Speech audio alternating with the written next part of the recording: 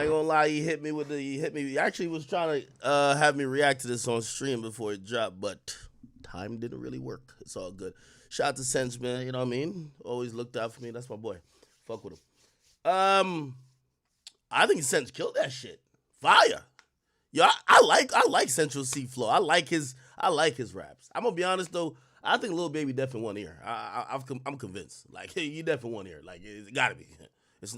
There's no more like he definitely won here. I think like he hear the beat, but he don't hear the beat. He hears something else. So you know what I mean? Like Central, Central is going crazy. I'm like vibing. I'm in my UK Mandem flow right now. Like I'm like, yo, the thing is up in it. Like I'm going crazy. And then Lil Baby coming, I'm like, yo, why are you disturbing my peace like this? Hey man, we gotta get Lil Baby to an ear doctor, man. Yo, Sench, you should have hollered at Drizzy for this one. I ain't gonna lie. Or y'all rappers gotta start picking right now. And maybe I should have played his shit. Maybe if I play his shit, I don't know if I'll get flagged. Yo, y'all rappers need to start going to the Better Baby right now. The Baby. The Baby's the Better Baby right now. I ain't gonna lie to you. I ain't no liar, nothing like that. Y'all know me. Right now, the Baby's spitting like his house is in foreclosure, nigga. Like his house is up for auction, nigga. Like he's behind on his mortgage, nigga. Like this nigga is, bro, I'm telling you, this nigga, the Baby going crazy. Real rap.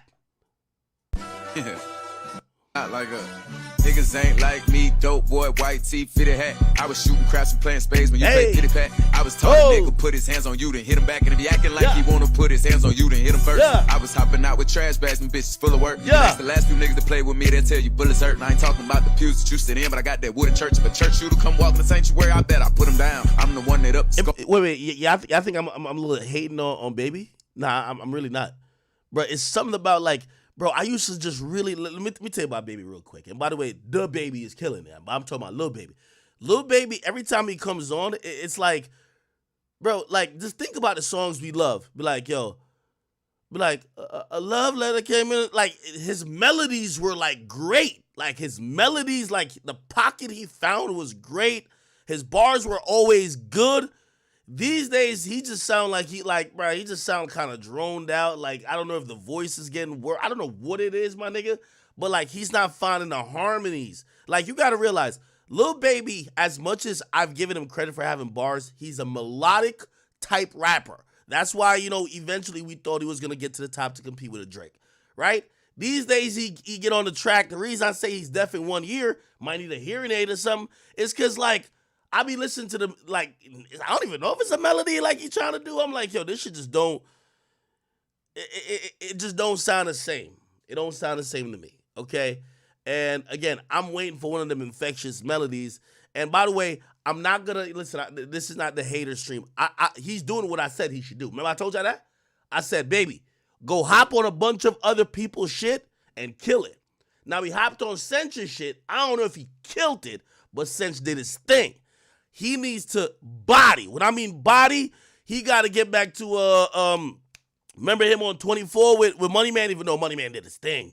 He bodied that. He bodied the City Girls records. He got to get back on, again, I don't even know, which that's the next thing I'm about to throw to y'all because, can I play this BBL Drizzy shit? I don't know if I could play it. I shouldn't start YouTube yet. Actually, the official version ain't going to be out till like 5 minutes from now. Okay, so Drake hopped on Sexy Red's track, and they flipped the BBL Drizzy beat, which I got to see the production credits because I don't think that's the Metro. Yo, it's so crazy. Everybody's acting like Metro is a genius, and I understand now why Drake said, Metro, shut your whole ass up and make some drums. Metro did nothing on the BBL Drizzy beat except speed up the sample and add some drums, literally, okay? Everybody's giving him credit for BBL Drizzy. No. There's an actual artist there's an actual BBL Drizzy song it's like a 70s, 80s type song, and the person did it with AI. That shit was going viral, and basically all Metro did was take that song and speed it up. So I don't know why everybody's acting like Metro's a genius. The genius is a nigga who made the BBL Drizzy song. You get what I'm saying? Because he actually even came out, which I don't know if you guys care about this. He came out and said, yo, the effect of making a song in 2024 sound like a classical 80s tune, right? He did that with AI, which I said, wow, that's actually a really dope use of AI. Usually people are using AI to mimic other current contemporary artists. He took that back and he did some old school shit with it, which, by the way, on a separate note, kind of makes me think, damn, imagine if, The Weeknd or like Tory Lanez, when they did their 80s album, imagine if they employed AI to kind of make some of the sounds and even some of the backup vocals and some of the, back in the 80s and 90s, they had all these little girl groups, or actually even 70s too, they were like snapping and harmonizing, like all of that. And it was like background vocals for some of the lead singers. If AI could be used like that to kind of create a more nostalgic feeling, right? Because not only... And I know I'm ranting already. I'm sorry, Chad. But welcome to the stream. Thank you guys for tuning in. Not only is that great that it's being used for different things, I've always thought that, current day hip hop have burnt out all the classic samples. So like all the classic songs, whether it's, Al Green, or whether it's like, certain Brian McKnight songs, or, OJ's, like there's certain groups, or even the Supremes. A lot of those samples have been burnt out because they've been sampled over and over and over and over again. How do you get new samples? People do like the nostalgic feel of like a older school type of song. If people are creating these 80s songs that are kind of like not real, but I guess they're real, but they're using AI, shit, it makes for dope shit for people to sample, and that's what Metro did. Anyway, the reason why I said that, we're going to get into it. Drake did rap over the BBL Drizzy beat. I don't know if it's produced by Metro, because again, all Metro did was add the drums. The sample belongs to somebody else. So I'm pretty sure that Drake is not going to just swallow his pride and just take Metro's beat. He probably got another producer to sample it, just like how Metro did, and literally just rapped over that version. That's what I think. I don't think that's a Metro-produced beat. But again, I keep telling you, Metro don't own the sample. Anyway, welcome to the stream, chat. Welcome to the stream. We don't need cable, says Ack. There's always some some samples left. Well, you know what I mean? Again, like, of course, there's always samples left. There's millions of songs, but like, sometimes, again, people would like samples to be clean, or would like certain words being said. Now with the use and the invent of AI, you could do a lot more with them. Okay. Now, chat, I'm sorry I kind of went late, live this late today. I'll kind of give you what's on the agenda. I was really contemplating, let me just stream tomorrow in the daytime rather than now, because, I might only give y'all like a 3, maybe 4 hour stream tonight. And I was just like, I got to stop doing that on a Thursday, because Thursday is when music comes out. And if music comes out and people are dissing, or whatever's going on in the music, I hate when I'm reacting the next day. So I'm going to stay on, and that's one of the reasons I got on here. Okay, really quick on the agenda. And also I want to get behind the news, because I didn't stream for 2 days in a row, I believe. Okay, couple things on the agenda. Diddy gets hit with 2 more sexual assault lawsuits. One of these are like completely and utterly like, I'm going to be honest with you, I'm just so flabbergasted I don't even know what to say. There's a chick who claims she got essayed by him 20 years ago, and she said she kept the clothes that she wore when he forcibly penetrated her for 20 years and put it in a plastic bag. I'm gonna be honest with you, that seems like a problem already, bro. You tell me that you kept whatever's quote unquote evidence for 20 years in the closet, hoping that this day was gonna happen, or I don't know what the fuck. We're going to talk about that, because, again, just to be very clear for anybody who's ever tuned in or will tune in, we ain't defending Diddy, but we are skeptical at everything, including even Diddy, all right? Our job is just to analyze all the facts, see how much they make sense. Listen, if it's smoke, maybe there's fire, and we're just trying to put 2 and 2 together, all right? So there's 2 lawsuits that Diddy got hit with. Drake is remixing the BBL Drizzy track. By the way, it's the first time Drake's been seen. I said that recently. Drake and Kendrick, this whole month and a half that they've been going back and forth, neither have been seen. None of them. Obviously, Drake has been locked in recording. I imagine Kendrick as well. But just think about like this, how this beef is played out. Neither one usually a lot of times when it comes to like beef, like niggas want to be seen outside, like, yo, I'm comfortable, yo. They want to also get the streets on their side. Both of these guys didn't really play that game. None of them played the clubs game. None of them played the, oh, I'm in the streets. None of them played the, yo, I'm really outside game. Nah, they both just dropped records, and the first time we're seeing either one of them is now with Drake kind of like popping up his head a little bit, like, no Diddy, and we'll see. We'll analyze that in a little bit. Okay, other than that, let me see. Sean Kingston and his mom. This is crazy. Sean Kingston and his mom have been taken into custody on fraud-related charges. The Broward Sheriff County office are claiming that Sean Kingston and his mom, through a series of lies, deceptions, and false promises, has lied to a bunch of either local retailers, other vendors in the area, and basically defraud them out of hundreds of thousands of dollars, and basically saying that, yo, in a nutshell, Sean Kingston is scamming. We don't know if that's true. We will analyze why they got raided. By the way, they locked up the mom first, and I think Sean Kingston reached out to me. I think he sent me a text. Like early this morning, something like that. And then I get news like about 3 hours ago that they locked him up now. So it appeared at first they didn't lock him up in the raid because he wasn't in Florida, but apparently they then transferred or communicated with the police officers in California to get him in custody. So don't know if he's still in custody, but of him and his mother, which is crazy. Listen. You know what I mean? I guess if you're gonna go all out with it, you gotta be down. Ma Dukes is really committed. You know what I mean? Ma Dukes is really committed if that's the case. I'm still gonna say that these individuals are innocent, and half of the reason why is they're Jamaican. We don't do them scamming shit. Actually, they do, but we don't do that scamming shit. We leave it for the Nigerians. All right, we'll get to that though. Let me see what else. My man Sheff G. Okay, Sheff G posed up, kicking it. With Trump. Hey, listen, after you done got hit with a RICO and all that type of shit, attempted murder, whatever, and they let you out on a bond, $1 million in cash. Apparently had to put up a bunch of houses, all type of crazy, stipulations for him to get bond. It took him like a year and a half or so. Hey, the only way for you to stay free, and word to my nigga Kodak, is go link up with a nigga who might be in office next, which is the next president or possible president, Donald J. Trump. All right. Anyway. Yeah, a bunch of other little things going on in hip-hop. Some I will touch on, some I will not. Anytime I say some shit like that, I feel like I got to say no Diddy. Okay, where should we start, people? Where should we start? All right, okay. Somebody says, it's been 5 minutes.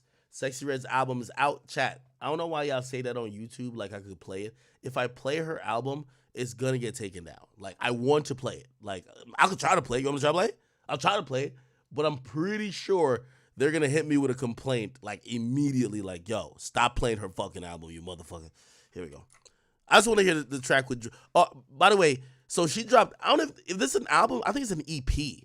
It's an EP. Now, by the way, I'm over here eating my own words. It hasn't popped up on Spotify yet. Why hasn't it popped up on Spotify yet? Is it on y'all Spotify yet?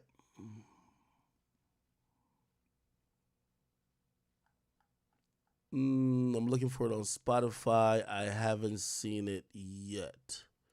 I'm pretty sure it'll pop up in a second. No, that's just to get it sexy shit. Okay. All right. Somebody said, is Biden gonna decriminalize weed? Man, we don't gotta worry about what the fuck Biden got going on, man. He probably won't be president much longer anyway. Welcome. All right. Where y'all want to start? Oh, also my man Antonio Brown filed for bankruptcy. Also, shout out to everybody who copped the Academy shot glasses. If you do got one, pour up real quick. I'm on my 4th shots. Cheers, motherfuckers.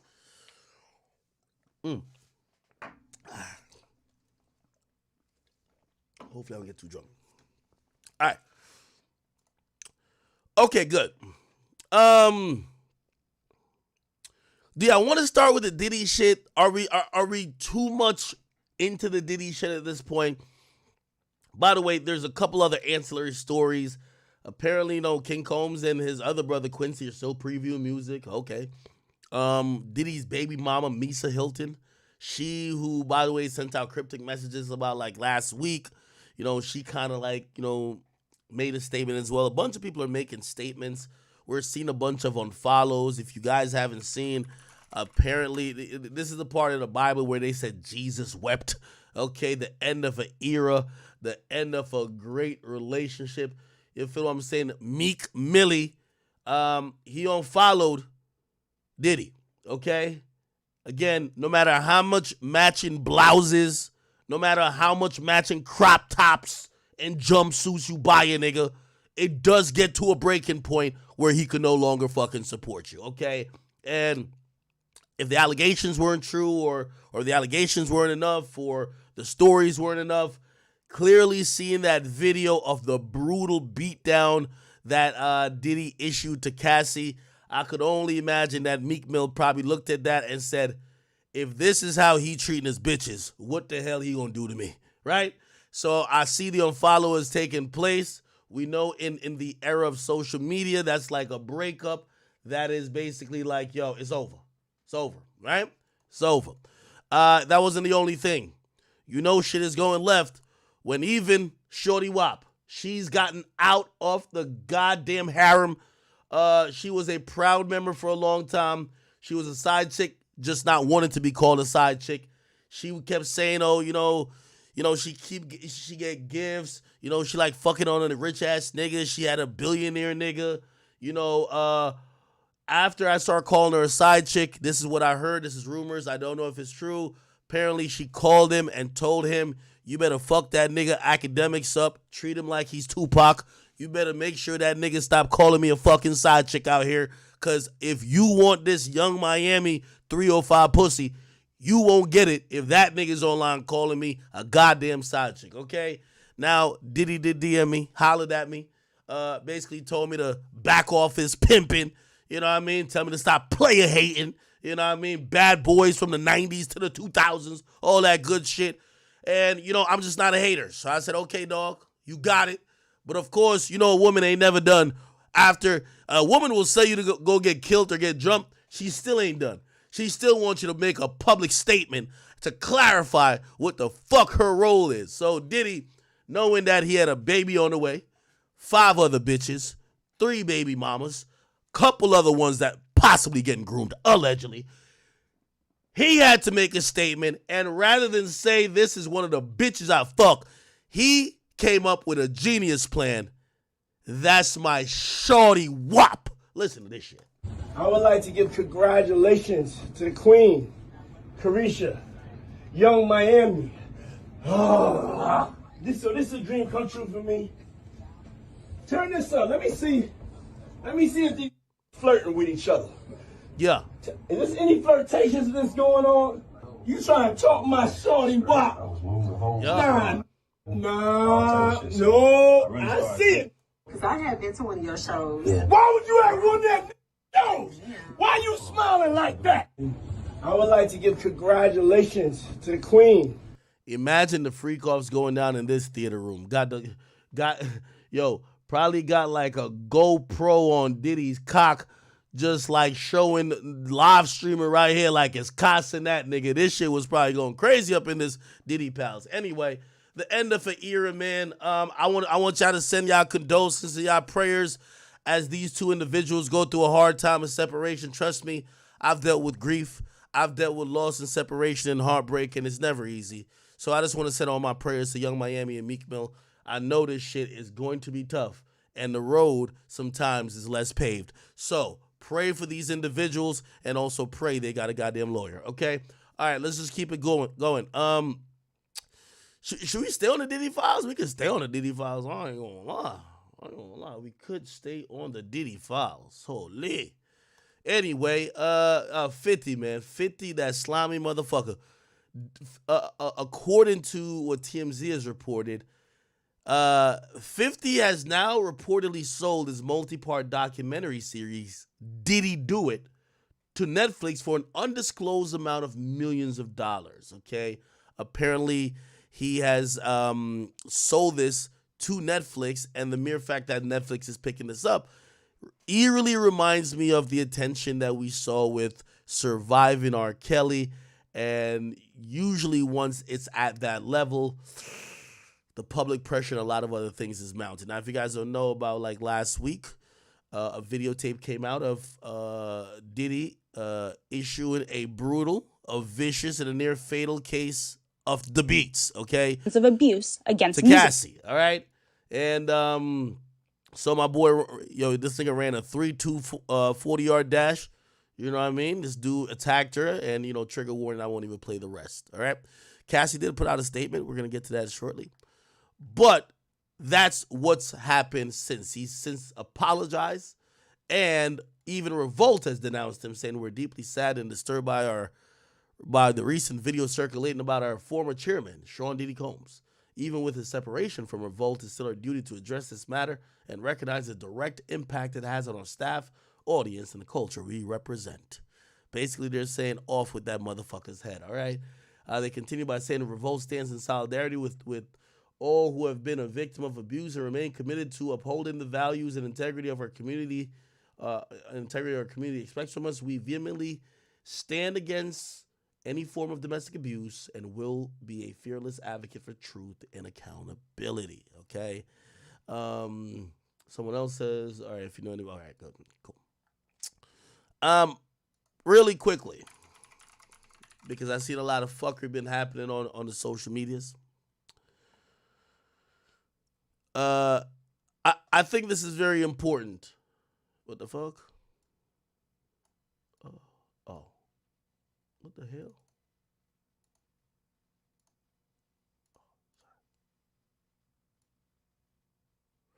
Okay.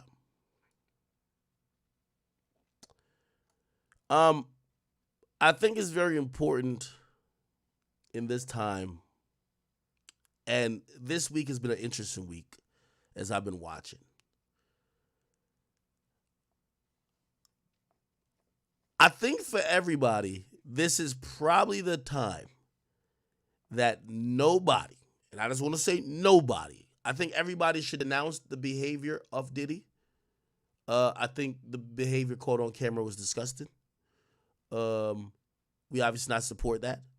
Obviously, if it kind of makes it seem like the other stuff people are saying about him might be true. But I do want to caution anybody, and everybody actually, men and women alike, from using this moment to soapbox.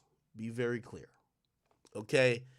There's times that issues happen and you see people wanting to capitalize off of those issues by acting like they're holier than thou. And I think even this week has taught me, and I've sat silently and watched a bunch of people go back and forth. Nobody's perfect. You know what I mean? And I've seen even, like, for example, Evelyn Lozada. She says, "Seen known abusers comment on domestic violence incidents is unacceptable. If you hurt others, you have no right to speak on these matters. We need accountable, not hypocrisy. Hold abusers accountable." And this was very interesting, especially coming from Evelyn, because she's an abuser herself. She's been beating niggas up. You know what I mean? And I think what really kind of ran through, and I think this goes for all rappers, podcasters, or whatever, you don't have to agree with Diddy. Or you don't have to be like, oh, yeah, no, I don't care that he did what he did. You could denounce whatever he did. But I think everybody has to almost stop themselves short of doing a soapbox thing where they speak so authoritatively on all these things that they act like they're a saint. Because what usually happens, and I think social media is very, like, I remember I was looking in the comment section for even Evelyn Zada, and it was just like, yo, people were like, yo, the person's talking is Evelyn can't keep her hands to herself, Lozada. And what I realized is that there's no need to soapbox, right? You could denounce the behavior. Yo, Diddy seems like he's been on some wild shit, some vile shit, but you don't have to soapbox, especially if your rap sheet isn't all the way clean, right? Yeah. Anyway, it's been a lot this week about just like domestic violence, this and third, and it's just kind of like, Jesus Christ, bro. Jesus Christ. Okay. Anyway, I did want to. I guess we're in the Diddy files, man. Could I play? Oh, we can't just switch to the BBL Drizzy shit right now, right? Can I? I could real quick, right? Because I have a lawsuit. We're gonna read through the lawsuit of the chick who kept the items for 20 years. Like, we got the lawsuit. Should I? You know what? Let's do it. Let's do it. Let's see. Is the BBL Drizzy shit up yet? I wanted to hear the whole song, but I don't even think I could play it, so I might as well just play the snippet, right? Okay, let me just play this snippet. Okay, so apparently this is a snippet on the upcoming release from Sexy Red, an EP called In Sexy We Trust, and on apparently a song called You My Everything. It features Drake. Drake raps over the BBL Drizzy beat. Now, I'm telling you, I don't think that Metro produced this beat, as the sample was made by somebody else, and anybody could grab the sample and just kind of like do a flip to it. But this is what you heard Drake do over the sample. Here we go. Yeah, I don't think that's the full verse, but shit, I'm fucking with it. Hey, from what I've heard from people who have heard the whole song, they say Drake went crazy on this. I think Drake is a marketing genius for flipping this, even though I'm gonna be honest with you, I think fuck marketing. Drake's the biggest. He don't need marketing. If anything, I looked at this and I think Drake,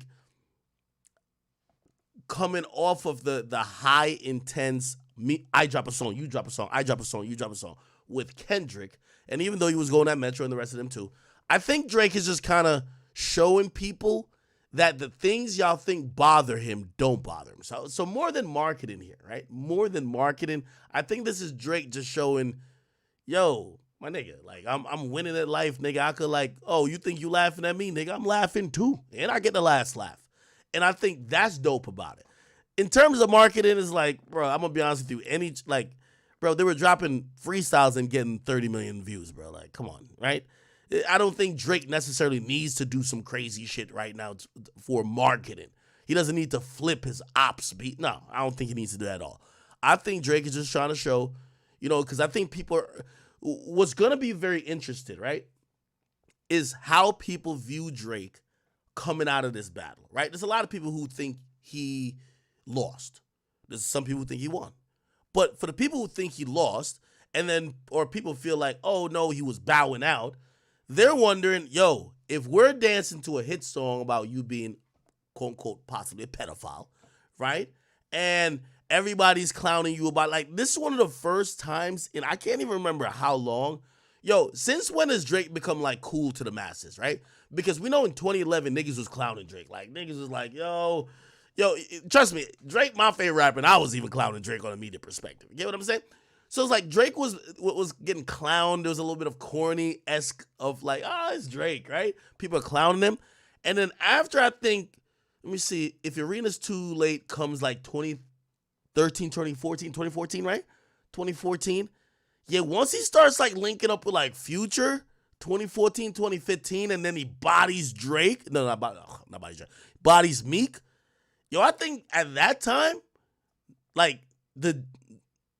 Drake stops being the butt of all jokes. Drake is like, oh shit, that's the boy, that's the guy, right? And I think he's like harnessing that power, he's building it up to like 2018. Even, you can say whatever about him in the beef with Pusha. Bro, that nigga was dropping hits. That nigga was everywhere in every club. That nigga's outside. Houston showing him love. He's in Atlanta all the time. Like, Drake really looked like one of them guys. Like, Drake is on Scorpion talking about mob ties, and niggas is like, this is hard. Keep in mind, when Drake was singing Headlines in 2011, niggas was like, yo, like, what you mean if we all go, Drizzy got the, what was he saying in Headlines? It was like, yo, if we all go in, we all go through it. Drizzy got the money in, Drizzy gonna pay it. That's my brother. Like, the people are like, what the fuck is he talking about? Nigga, you ain't no gangster. By the time he gets to like 2018, it's like, yo, Drake a whole mobster out here, nigga. Mob ties, nigga. We tied up like shoelaces, nigga. You feel what I'm saying? So, and I'm not only talking about just like the perception of him. I'm talking about Drake not being the butt of every joke or being the, oh, that's the soft nigga, whatever. He's not the person that everybody's clowning in the culture no more.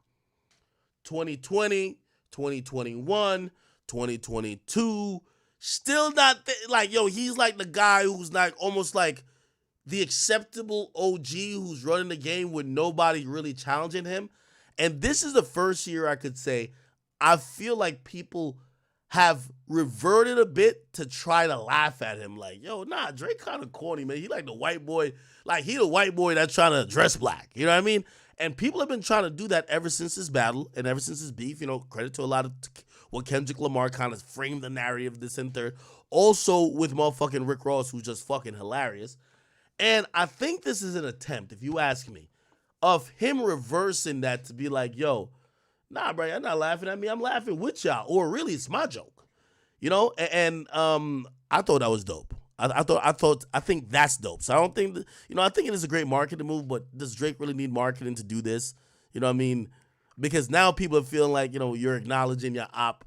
Nah, I think Drake just wanted to show people like the BBL Drizzy shit doesn't bother me.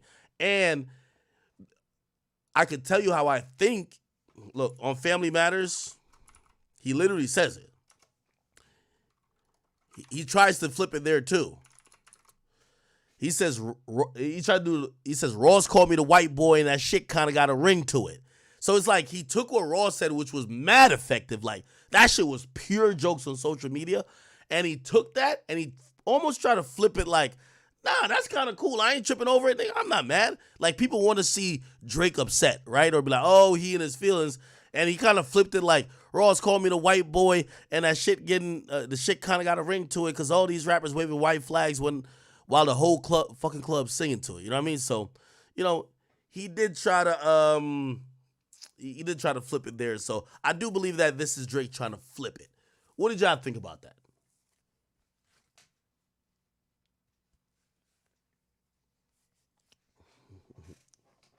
Somebody say y'all wanted Wickman Drake. Well, also, I'm going to be honest with you. I think it's an interesting time to see Drake. But I got to imagine that he must have, this is what I think happened, if you ask me. And I don't have no information. And I haven't even talked to Drake. So this is just me, right? I think that Drake had given Sexy Red a feature already. And I think he swapped it out for this. Because just rapping with Sexy Red was going to seem so tone deaf if you're not playing off of everything that's going on now, because you had Kendrick literally saying, bro, when I see you with Sexy Red, all I see is two bad bitches. You get what I mean? Like, was it Euphoria? Yeah, it was Euphoria, right? Like he lit sexy. Look, Kendrick literally says, when I see you stand by Sexy Red, I believe you see two bad bitches. I believe you don't like women. It's real competition when you might pop ass with them. Let's speak on... Yeah, you went crazy. Anyway, so I think that Drake probably gave her a verse. You get what I'm saying? I think Drake gave her a verse because she's been prepping this for a while, right? Like, I could go to her page and show you who else is on the tape. Sexy Red Instagram. Who else is on the tape is... You got Drake. You got Lil Baby. Okay, Drake and Lil Baby. And Vaughn off 1700. Okay. Wasn't Chief Keef supposed to be on here? I guess not, right? Anyway, I think Drake gave her a verse. Drake, she was on Drake's record, and usually people like doing swaps, right? Even though Drake don't necessarily got to do a swap, it's Drake. Drake put her on Sexy Baby Daddy, or what was it called? Not Sexy Baby Daddy. It was called what the fuck is that record called? Something Baby Daddy. No. Hands on your knees. What the fuck? Am I tripping? I need to take another shot. What's the name of the song? Hands on your knees, Drake. Oh, Rich Baby Daddy. My bad. Yeah, so Drake put her on that song on her album. you knew that Drake was gonna give her a feature. Drake showed up in her music video to was it Get It Sexy? I think it's Get It Sexy. So I think it was the only time that Drake gave her a feature back. I don't think that Drake cut this verse late. I think Drake been give her a verse, right? If anything, I think they locked it on tour, and Drake or locked in right before tour, or whatever Drake was making for All the Dogs. She cut the verse, or she cut the whatever for Drake. Drake cut something for her, and I think Drake swapped it out. In my opinion, Drake was probably like, "Bruh, if I'm just rapping on here, everybody's just gonna clown it on some Kendrick shit. Like Kendrick's right, so fuck it. Let me play around." Embrace the current moment and still give you a look, you know what I mean? Which definitely works with Sexy Red. You feel what I'm saying? Okay. All right. Okay. Do we have lyrics for that, by the way? It's called You My Everything. Let's see. Sexy Red, You My Everything lyrics. Let's see this. Okay, so Drake says, "Give me the pussy, I'm bullying shit. Hit it from the back, I'm pulling your shit. Highest, I'm smoking the city, wanna see it, but baby, I couldn't just dip. You know the timing we on when my niggas lurking and they tying they hoodies and shit. Soon as this shit get resolved, I turn to a librarian for you. I'm booking the shit. Let's do it, Red. Girl, I love you, let's do it. Showed enough love to the city." What the fuck? Is that show enough love to the city? What the fuck? Show enough love to the city, I promise. So let's get the fuck out of St. Louis. Maybe we go to St. Lucian or St. Lucia. I've been there, so I'll introduce you. Or maybe you go to St. Martin with me if these niggas take breaks and quit. Starting with me, maybe, I gotta listen to the song, man, because this seems confusing. If you and your BD are calling it splits, then maybe we call it an accident. You slip, you trip, you fall on my dick. Damn, this is like a love letter. Y'all think Drake fucks Sexy Red? Why You Love Me, still a mystery. Me and the surgeon got history. I guess this one the beat flipped over there. I changed a lot of girls' lives for real. They knew the new body, they hit me. BBL Drizzy, they want a new body, they asking me for it. Wait. The last one, Jung, he did it for free because I sent over so many passports for him, for real. Don't even worry about all of that shit. Just keep it natural for him, I swear. All right, I gotta listen to it in song format, bro. I don't even know the flow. Anyway,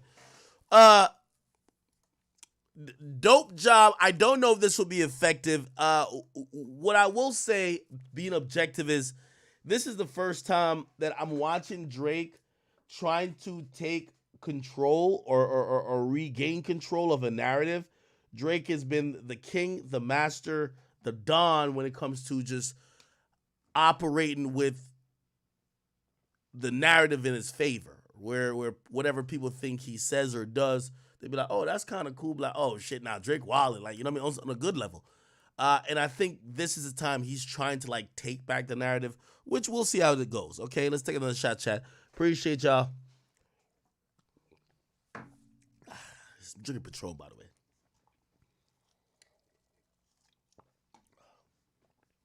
Okay. All right.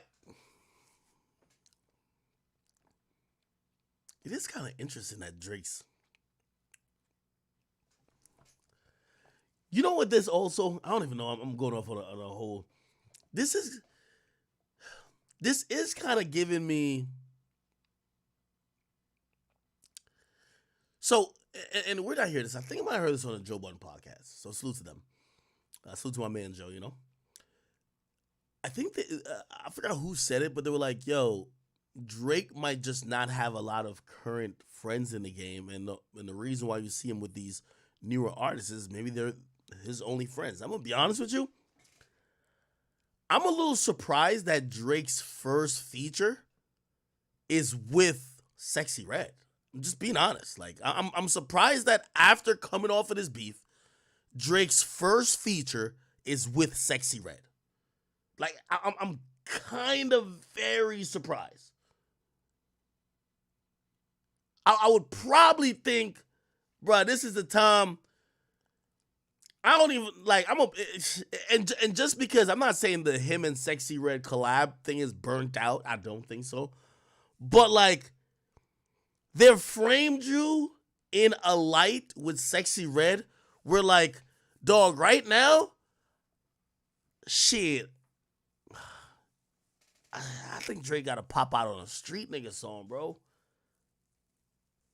Drake got to pop out on a street nigga song. Let's see if we can find this. If I can listen to it. Oh my God. It's not on Spotify yet? Or am I tripping? Let me go back to Sexy Red. Where the fuck is it?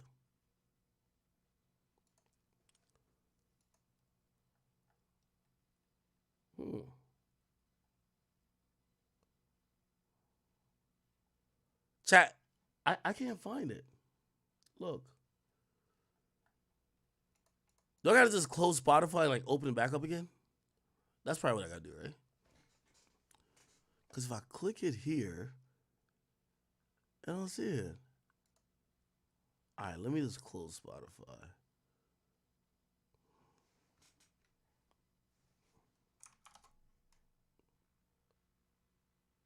All right, in task. Let me open it back up. Oh, it's on Apple Music? Oh, yeah, let's do that. Let's do that. Drake, you not like, wait. Yo, Kendrick's song is just like torturing me, man. What's the name of the song? It's You Not Like What? Or You Not, you. Yo, Kendrick's fucking song is torturing me, gang. Oh, you my everything. All right, I'm skipping straight to Drake's verse. And by the way, I'm watching YouTube, so if I get flagged there, I'm cutting it off. Pussy, I'm bullying shit. Hit from the back. You know, I also realized too, and this is the thing about like, you know, and I'll give credit to Charlamagne for this thought. He was just like, yo, it's crazy that Kendrick and Drake Me Too'd each other on the fucking rap battle, because anytime I hear Kendrick from now on, if he start talking too well, he never really talks violent about women, right? I'm gonna be like, yo, is he beating his girl again? But also, like, even Drake first line here, and usually, like, it would have never even came to mind. But the first line where Drake's like, yo, give me that pussy, I'm bullying shit. I'm like, whoa, hold on now, Drake. Hold on now, bro. Hold on. We gotta remember what they're saying now, Drizzy. Hold up now, gang. Yeah, I don't know if you can say, give me the pussy, I'm bullying shit. They gonna say you Ricky Rose. Remember Rose said, he said, yo, he says, got Molly there, champagne, Shane. I don't know if you can say that right now, bro.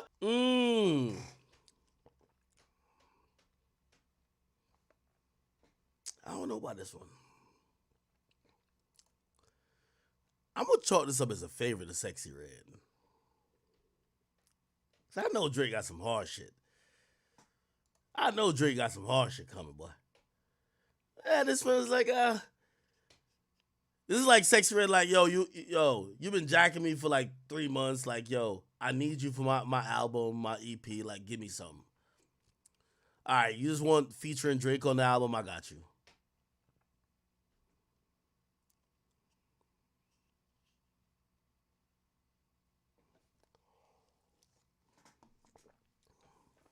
Nah. What's that rate the feature? Somebody said, nah, Drake killed it. Now, here's the thing about when we talk about Drake. I only compare Drake against Drake. When I hear Drake features, I'm comparing it to, like, My Way. Like, I remember Drake on My Way. Like, Drake, like, took that song from Fetty low-key. Like, nigga, we were like, not really, but kinda, we were almost saying, yo, bruh, I see why, what's that dude name who was on it? I forgot his name. There was another guy on the song, and that's why the song never came out, because Fetty wanted to put his homie on the verse, and Drake was like, nah, nigga, just me and you. It's like, all I gotta do is put my mind to this shit, cancel out I ain't gonna lie, this shit was just fire. Cancel out my ex, I put a line through that bitch. I like all my S's with 2 lines through them shits. Everybody try to fuck you, but I'm fine. Now, I ain't gonna lie. That's what I need. That's the Drizzy I need. Like, hey, I'm gonna always keep it a bean. This is a good verse, but this ain't I stole the show verse. I'm gonna keep it 100. Y'all niggas say, nah, I'm gonna keep it a bean. I'll keep it a bean. This was a good verse, but this wasn't a I stole the show verse. This isn't a Drake featuring Drake verse. This was a, I'm going to just give you a good one to make sure you sell some records. But I'm going to be honest with you. Right now, and for everybody who's in the Drake fandom, the Drake hive, I'm going to tell Drake this his damn self. Right now, we need that same feature run that we saw from like 2012 to like 2015. Everything a smash. Take the song from these motherfuckers. You feel what I'm saying? I'm gonna need Drake to like, yo, even Drake, I know half these niggas don't like you in the industry no more, but fuck it. Hop on their song, body it, and just upload it to SoundCloud still, bro. You gotta do it again. You gotta do it again. You gotta do it again.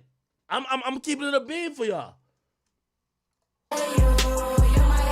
Or maybe it's because the song is kind of flat. No, this is sexy, but like, she sounds off key in this. You're my everything. What the fuck? But I swear. Also, because I don't think this song hit. I might be wrong. Again, yo, I've told you I'm not the best at like listening to the song like in the first 10 minutes. It dropped to be like, oh my God, it's gonna be hit. One of the only songs I was able to say that with was that Kendrick song, the Not Like Us joint. That shit hit immediately. I was like, what the fuck? But I've been wrong on mad songs. I've been wrong on like for example, my critique of Fall of the Dogs, that was more of an indictment of my own expectations than actually judging the product. Cause I love Fall of the Dogs now. Oh my God, Virginia Beach, Bahama Promises. Like, come on, I got some shit on there. Anyway. Another the city, I promise, so let's get the fuck out St. Louis. Yo, make a poll. Y'all can make a poll? Y'all make a poll. Make a poll. We see what y'all saying. Maybe how I'm thinking about the verse is a product of me thinking the song ain't that hot. I don't think it's that hot. I don't think it's that hot. All right. Anyway, I've given my spiel on the whole Drake thing, the song, whatever. Yo, by the way, shout out to my boy Kai Cenat, man, who's currently with 300,000 viewers on stream with Kevin Hart. You gotta guess whatever the fucking. Phantom, not what I say. Phantom is he's the one that like believed in me from the jump, got me going. He's a great close friend of me. I'm part of a group called AMP. It's 6 of us. Okay. We all live in this house. We all stream. We all go crazy. He doesn't even know about AMP. Phantom, Duke, Chris, Davis, and Agent. All right. So, and the name of the group is called what? AMP. Any Seer means Connects, possible. I appreciate it. This stream is going down as soon as I get off. I'm not keeping it up. All right, hold on. There's some random niggas. It started with some random niggas just talking over this. Let me just go to Kai's stream. Okay, here we go. Is that Yachty? Summer's here, and with a new Toyota. Oh shit, I'm getting an ad. Yo, is this how y'all be watching Twitch? Twitch be hitting y'all with ads? Yo, by the way, they have 341,000 people watching. Yo, Kai announced some really dope shit, which, you know, I keep saying he's like the Kanye West of like streamers. Oh, by the way, chat. Yo, I just got my streaming backpack, which means IRL streams. You know, like when I hate traveling for that reason, because I do mostly desktop streams like this. So like anytime I go out of town and maybe I got to go out of town and interview somebody or whatever, maybe I go to Vegas for whatever, I could never stream because I don't have a desktop set up, right? And yeah, you'll see me on like Sneeko stream or Aiden stream or whatever. Now I got a streaming backpack, which means, you know, I could give you a lot more. Like, for example, remember when I linked up with Uzi in the studio? That would probably like be a stream, honestly. That would be like an in-studio stream type shit. And I'm hoping to, you know, as I kind of like travel, because, you know, I'm here to do these a lot, but I do know when I'm not here to do these, you guys would probably just want any type of stream. So I'm gonna do some IRL shit for y'all. Don't worry. Jesus Christ, it takes this fucking long to get to Twitch? This don't happen on my channel, does it?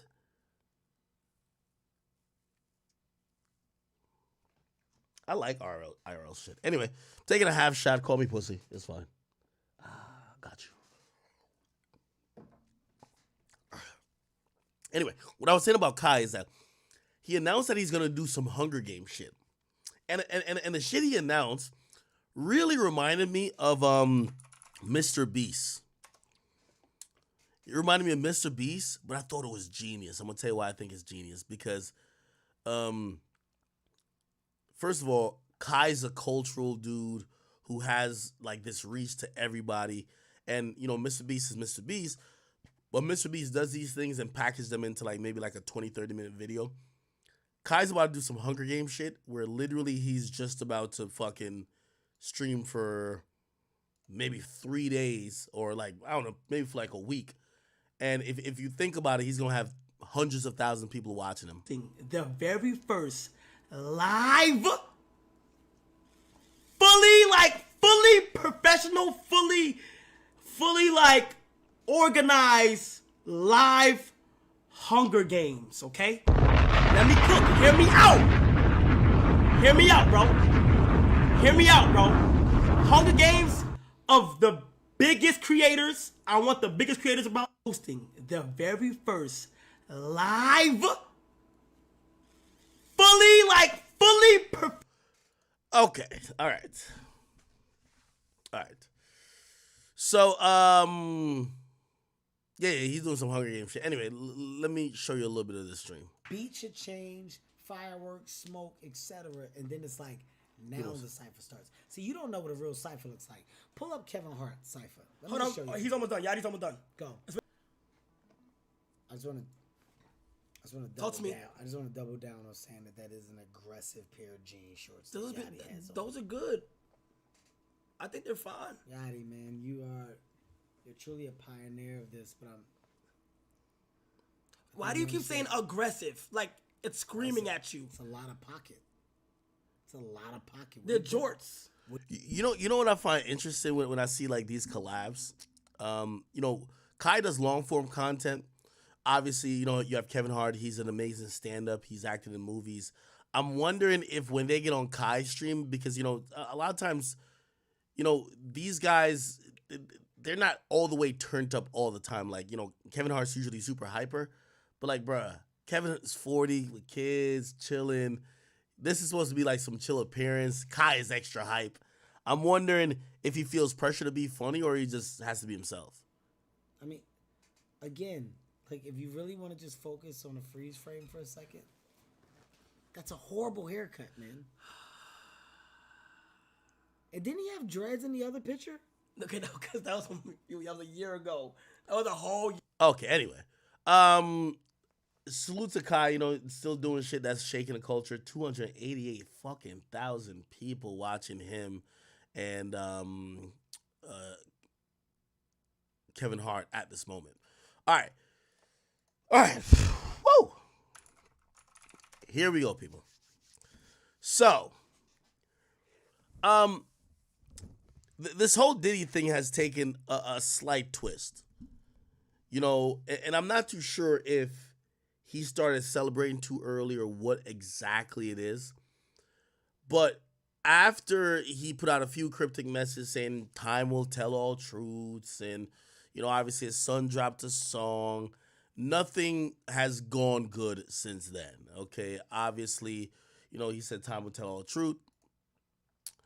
Then, obviously, we saw, we believe the feds leaked this video of the brutal beatdown in the hallway. 50's chiming in, 50's selling the documentary. And then, you know, just shit piling up. He ends up apologizing. And a bunch of shit's just, like, happening. Cassie's lawyer speaks out. By the way, today, Cassie spoke out, or yesterday. Today, actually. She said this: "Thank you for all the love and support from my family, friends, strangers, and those I've yet to meet. The outpouring of love has created a place for my younger self to settle and feel safe now, but this is only the beginning. Domestic violence is the issue. It broke me down to someone I never thought I would become. With a lot of hard work, I am better today, but I will always be recovering from my past. Thank you to everyone that has taken the time to take this matter seriously. My only ask is that everyone open your heart to believe in victims the first time. It takes a lot of heart to tell the truth out of a situation that you were powerless in.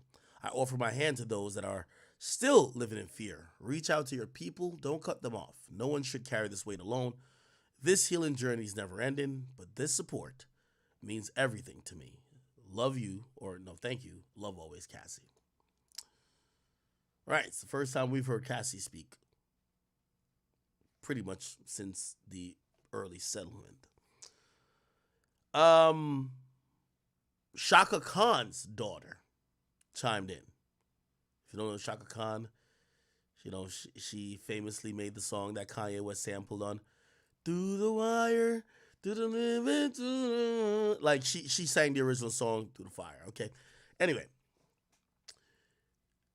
her daughter said, I'm glad this is happening to you. And she's talking to Diddy. She said, you got in my mother's face, which she's talking about Shaka Khan, and publicly disrespected her, yelling and screaming like a lunatic when my little brother tried to get you out of my mother's face. Your security jumped my 19-year-old brother. These may be your dark days, but I'm singing and dancing, watching your demise. Shaka Khan, isn't it great, Mom? Wow.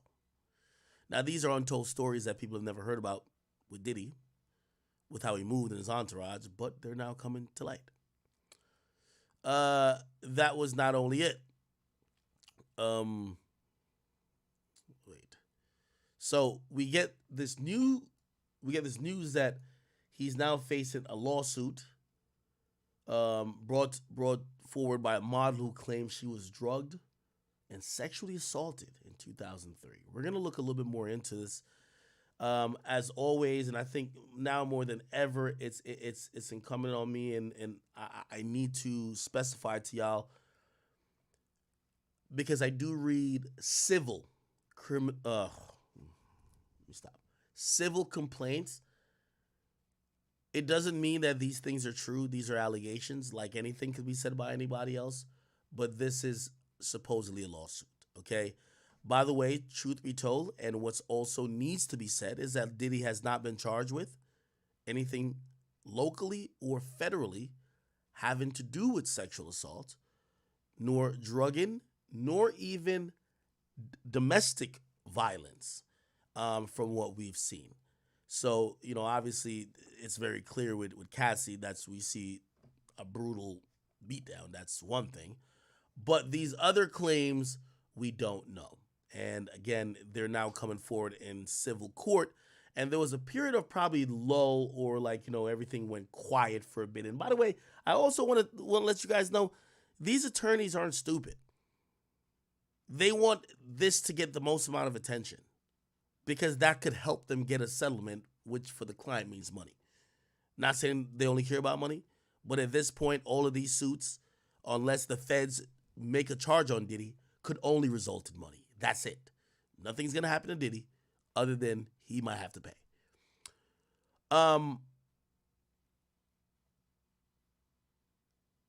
Let me actually pull up the lawsuit here. I have it somewhere. Where the fuck I put it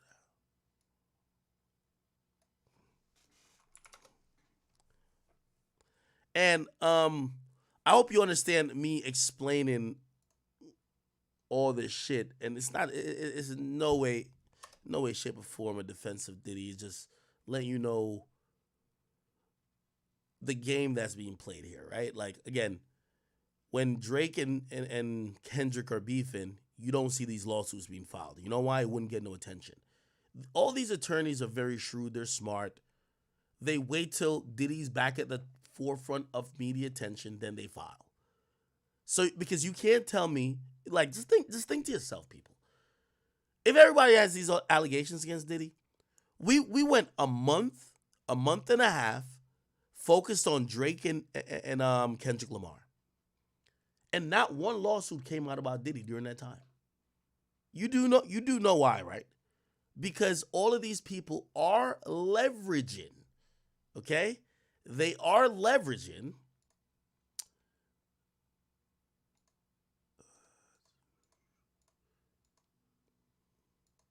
don't tell me I didn't send it. I don't have they're leveraging the fact that, you know, they're going to get some media attention. So again, and that doesn't mean I'm saying they're lying or nothing like that, but it's important to know why you're seeing them come in succession now We just seen video of Diddy brutally beating a woman. You're going to see probably more lawsuits to come, all right? Anyway, a woman named Crystal McKinney, she filed in federal court, United States District Court, Southern District of New York. By the way, this is a very interesting filing. Number one, it's not done by the law firm, or seemingly the law firm that has done pretty much about 6 other lawsuits against him, which we all know that one particular lawyer, we've talked about him extensively, that's covered Little Rod, Liza Gardner, the girl who's suing Diddy's son, and like 2 other people, but whatever. This is from another lawyer. This is from Phillips and Associates, okay, which we don't know who they are, but I'm pretty sure if this continues, we'll find out a little bit more. Anyway, they filed in U.S. District Court. What was important and very interesting to note instantly off the bat is that Southern District of New York is exactly where the investigation into Sean Combs' nefarious behavior is coming from. So HSI, which is Homeland Security, out of New York, launched a federal investigation that eventually gained 3 warrants, one in California, one in Florida, and one in New York. That's where you saw the raids. That was from Homeland Security, right? In lieu with, I think, maybe the FBI as well. But that came from, importantly, the Southern District of New York. So the people who are trying to get Diddy locked up, that federal agency operates out of the Southern District of New York. And ironically, now we see a civil suit placed within that same jurisdiction, the Southern District of New York. What does that tell you? What does that tell me instantly off the rip? If this has any, if this holds any water, and by the way, a civil suit could be all lies. I could pick anybody and I could pay some money and sue them, and I could never have met them. That's how the legal system works, truthfully. I could say somebody punched me in the face and I'm suing them for $50 trillion. And I could make up a whole story, and it's up to the judge to throw it out. And maybe I put up enough information or proof or whatever, and it might go to an actual case. But they have a whole process with the courts to try to throw out frivolous lawsuits. Regardless, what I'm trying to say is a civil lawsuit could be completely bullshit or completely true. Very interesting to know, okay? Anyway, the reason why I say that is because if this civil lawsuit holds any water, if you know that term, if it's any truth to it, remember it's coming out of Southern District of New York, where the same feds are out of that district are trying to lock Diddy up. If this is anywhere type of true, they will look into it, speak with this person, and probably involve it into their case. Okay? So if this is real true, the feds are probably going to vet it and try to add it to what they want to do to Diddy, right? Anyway, so it's a person named Crystal McKinney. And, here's the thing, too, and this is going to be a little bit boring for certain people, but I also have to say, when you file a civil lawsuit, and I know this by my own research, but also because I have attorneys and, they've explained to me too.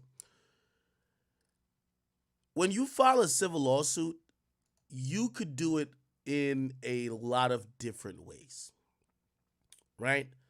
First and foremost, and we've seen this before, you don't have to identify the victim, especially in cases that you feel that there is so much sensitive information, right? That the victim might be shamed, that the victims, because again, these are publicly accessible documents. I'm not pulling up nothing that's like proprietary. Anybody could go find this. So if there's embarrassing things there's at times that a lawyer will file these cases as Jane Doe versus whoever.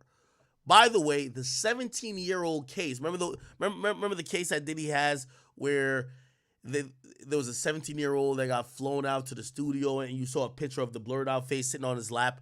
You don't know that person's name. It says Jane Doe. Reason why? Their attorney's trying to protect their privacy, trying to protect everything around them. Their father is Jane Doe. The reason why I'm trying to say this is usually when you see the person's name on the lawsuit, it means that they're understanding what's going to come with it, especially when you're suing a public figure. Which means, and I'm going to do exactly what this is why you would do a Jane Doe filing.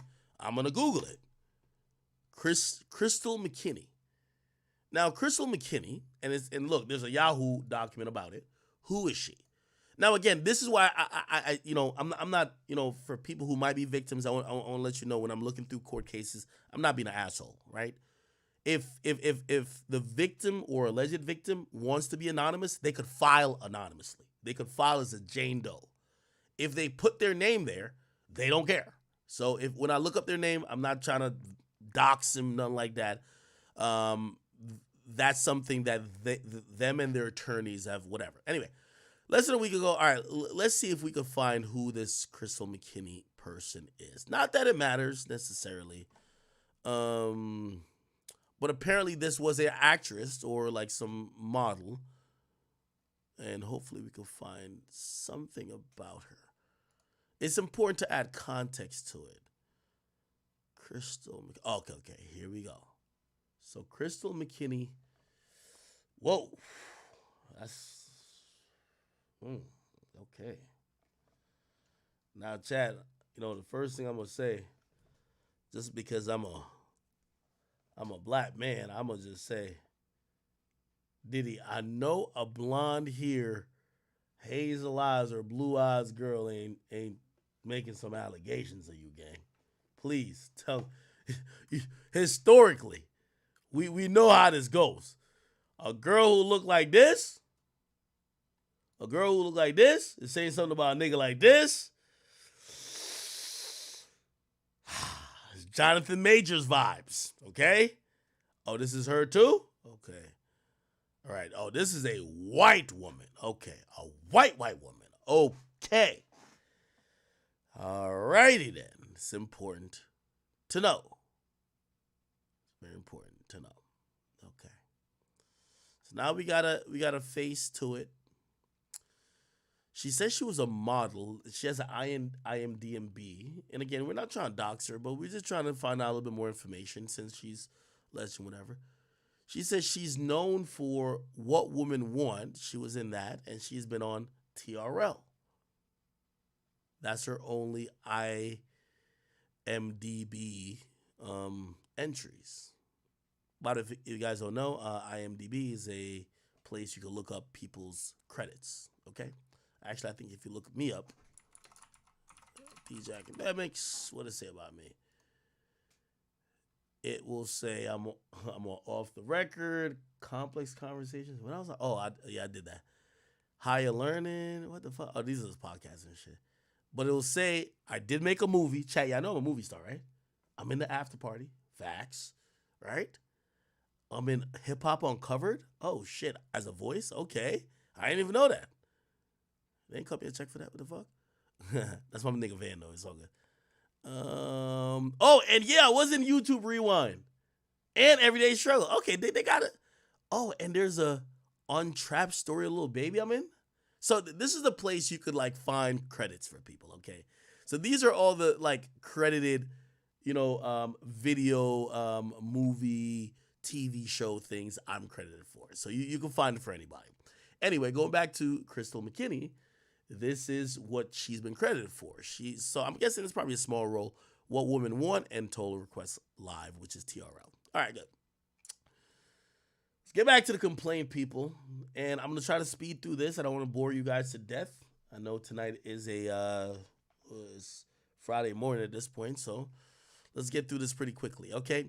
So the plaintiff is Crystal McKinney. She's represented by Phillips, an associate. We'll look into them a little bit later. They're suing Sean Combs and Bad Boy Entertainment and all the associated companies, and they're saying that they're kind of, they said, pursuant to the NYC Gender Motivated Violence Act, right? Which, you know, they're saying that she was drugged and sexually assaulted. Now, I'm gonna be honest with y'all, Chad, because I've looked at this.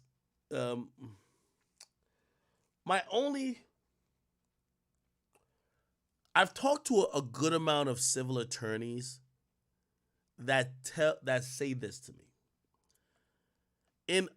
In lawsuits like this, every woman claim they were drugged. And let me explain. I'm gonna be honest with you, and maybe y'all could also chime in. I want y'all to chime in if you're a man. Have y'all ever seen what would be like a date rape drug? It's called Rufinol, right? Roofies, right? Have y'all ever seen that? I've never seen it in my life. What the fuck would be a drug? Like when you hear someone's drugged, you're thinking, yo, put something in the drink, right? And in a lot of these civil suits you're gonna see, there's never no substantial proof. It's always, oh, I usually could take 5 shots of liquor and I'm good, but this time I took 5 shots of liquor and I was wasted. There's never no proof, to be honest, okay? So every time I see him, like, this is a typical lawyer thing. She got drugged, okay? Now, I'm not gonna dispute the sexually assaulted, but I'm gonna say the drug thing, we never see proof about it, right? Anyway. So they say the court has jurisdiction. They say it's over $75,000. Of course, they want a bunch of money. This is a plaintiff, a citizen of Georgia. Combs is a citizen of California. Bad boy. Okay, whatever. All right, it's procedural. Okay, so they go through a whole bunch of procedural stuff, and, you know, they start, you know, one thing I say about this compared to, like, you know, say the Little Rod lawsuit, this is way more professional.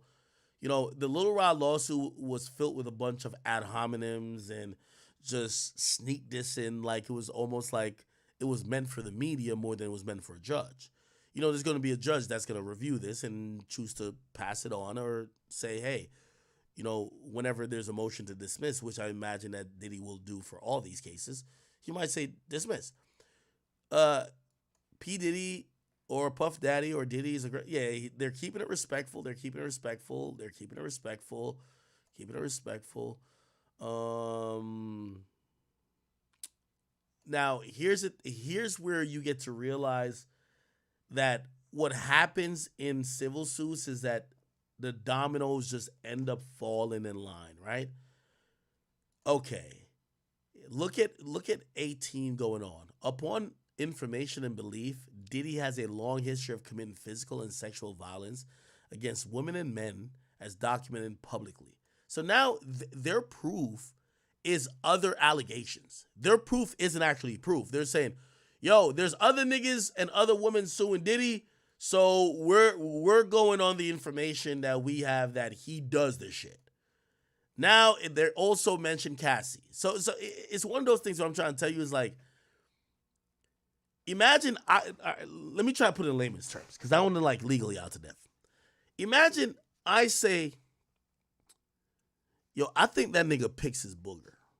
Like he be picking his boogers and eat his boogers, right? And then somebody else says, yo, I don't think that nigga uses deodorant. Now, both of those claims could be false. Who knows? It could be false. Imagine if someone filed a lawsuit and be like, yo, you're weird because other people have alleged other weird shit you've done. So they start using the allegations as proof, and the allegations haven't been proven. So it becomes really like a house of cards, where there's really no solid foundation. They're using other people's accusations as damn near context and proof to what they're accusing you with. Just to be clear. Again, for anybody who's watching this, whether on YouTube or watching it here, I'm not saying any of this is stick up for Diddy, but it's to give context into what we're reading, right? And the reason why I have to do this is because I am very well in the know. Like, a fucking lawyer got mad at me because I pointed out his client's bullshit with Diddy, to the fact that he's almost like damn near suing me, right? They're hoping the media just goes for the clicks and not try to make sense of the bullshit. So, excuse me, I'm going to try to make sense of the bullshit. Or if it's not bullshit, we'll just talk about it. Okay. So now they're talking about other allegations. They're saying the proof is other allegations, and you could go watch the media. Look, they literally say media coverage, other lawsuits. Then they say Cassie Ventura filed a suit, blah, blah, blah, blah. And then they're going to then say, look, they're quoting every other lawsuit. Joy Dickerson, Liza Garden, Jane Doe, that's the 17-year-old right here, Rodney Jones, Lil Rod, which already, I'm going to be honest with you, now is getting into the territory of me thinking it's that one lawyer. You know what I'm talking about. 1992, okay, all right, cool. All right, whatever. There's no sneak this in the facts when they're like, he co-founded, whatever. Remember when we were reading the other lawsuit when they were like, yo, Christian Combs is a heavily auto-tuned. Like, that was like sneak this in, bro. Like, that's not even like a... Anyway, Sean John Clothing, all right, cool. Factual allegations. Here we go now. At the age of 17, the plaintiff won Miss MTV's inaugural model mission on December 5th, a television competition akin to Miss America. Okay, that's already, that's false. Nobody's ever heard of Model Mission on MTV. How the fuck is that? It says akin. How is that similar or alike to Miss America? But okay. And it says they were awarded with a modeling contract with IMG. Shortly thereafter, the plaintiff's career took off. They modeled for Tommy Hilfiger jeans. They were featured in Macy's, Elle, Cosmopolitans, and Mademoiselle magazines. And there was appearances in TRL, Fashionably Loud, True Life, a movie with Joan Rivers. Okay. So it says a fashion designer invites plaintiff to meet to Men's Fashion Week to meet Combs. 2003, when the plaintiff was 22 years old, a fashion designer invited the plaintiff to attend a Men's Fashion Week event held at Cipriani downtown, located blah blah. At the time, the plaintiff was engaged in modeling gigs in Miami, Florida, and flew to New York for the event. The designer told the plaintiff that he would be introduced to Combs that would help advance her modeling career. The designer began to direct the plaintiff's appearance as he sought to ensure Combs found her attractive. For instance, told her that to go to Elizabeth Arden to get a root touch-up to ensure it was platinum blonde. Okay, so basically saying, yo, Diddy like blondes, you need to be blonde. Okay. The designer also scheduled a stylist to put hair extensions for the plaintiff. The designer then handpicked a black leather coat with a fur hood and a translucent chiffon beige V-cut shirt, fur-lined handbag, and a jewel-encrusted jeans for plaintiff to wear to the event. Due to the traumatic events to occur later, plaintiff saved, and this sounds crazy. Due to the traumatic events to occur later, plaintiff saved the unwashed clothing from that night in her closet, where they remain in a plastic wrap. Yo, chat.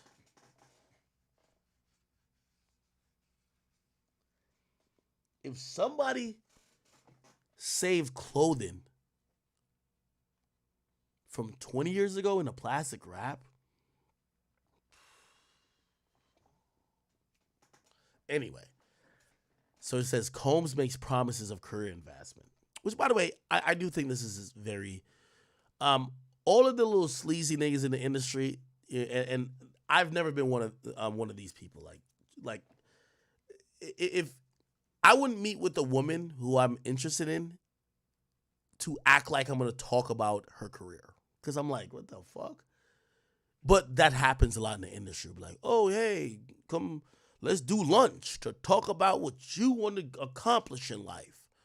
And then the person meets, and then they almost kind of get, the vibe of, hey, well, this person could make your dreams happen, but you might need to go get down with the program.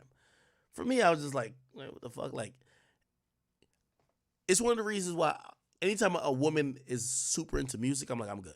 I don't even want to talk to you. Because if I'm trying to fuck you and you're trying to think that, oh, I'm meeting with Act because he's a big music, media person, I'm looking for pussy, you're looking for a career. Like, we're definitely going to clash. No.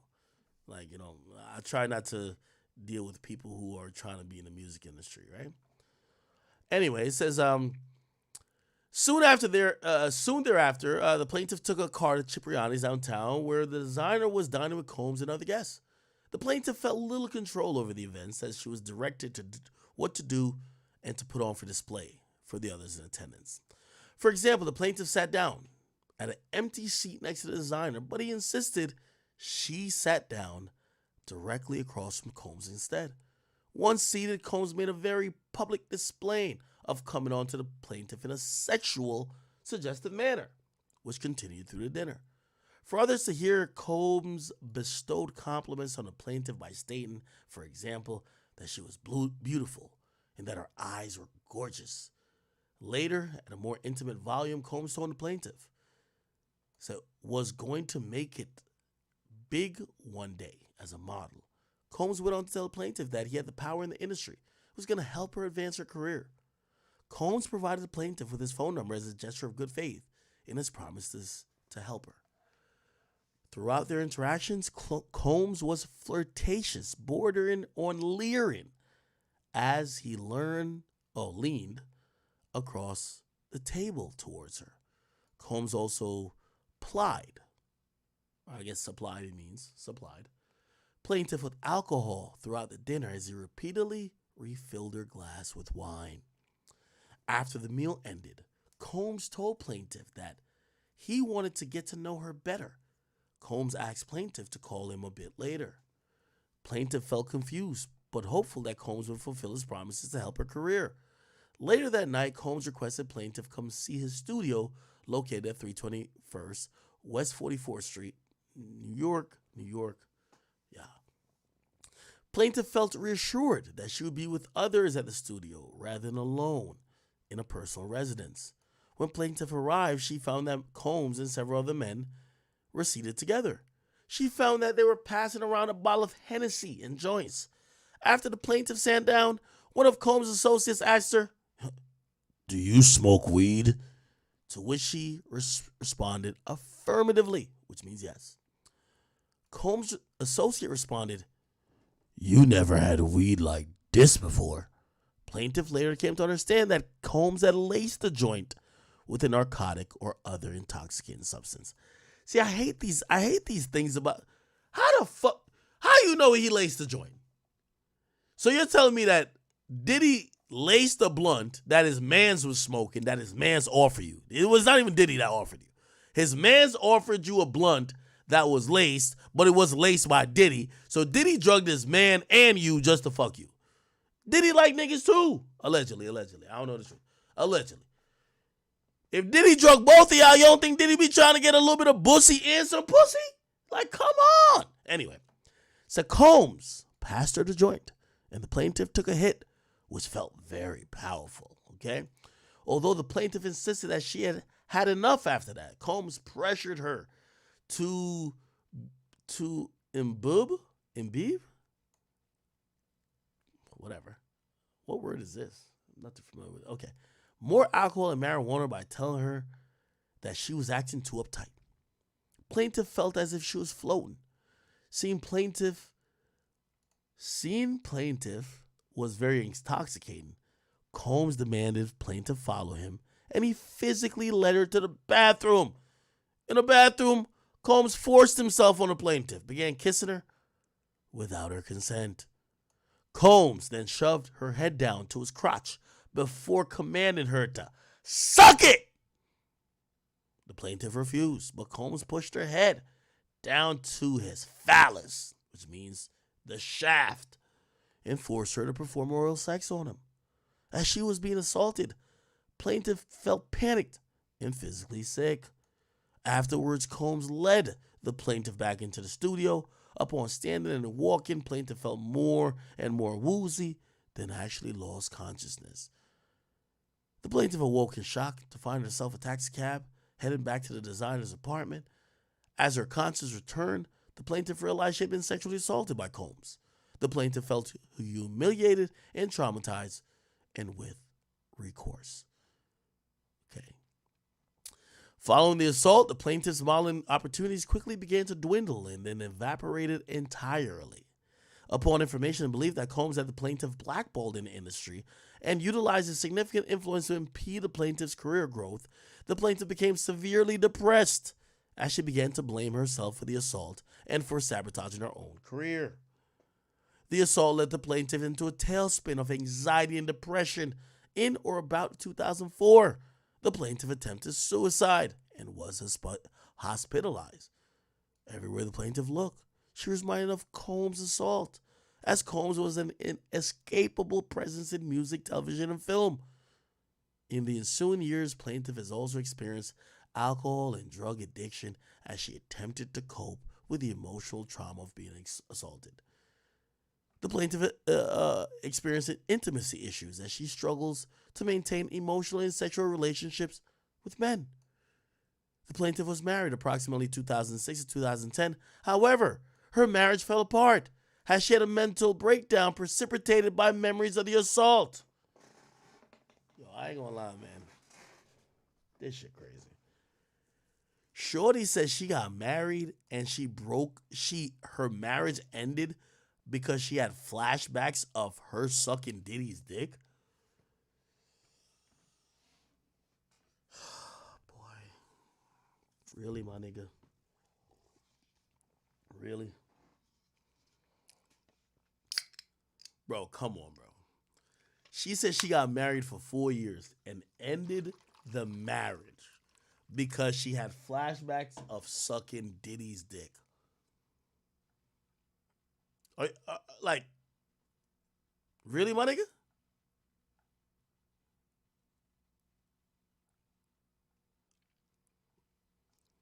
I want to put it in perspective for y'all. So in 2003, she sucks Diddy's dick. Right? 2003. She gets married in 2006. 3 years later, she stays married for 4 years. For 4 years. And then she says, after 4 years of marriage, we got to get divorced because I'm having flashback of sucking Diddy's cock. Okay. We believe women. Every woman. Why would they lie?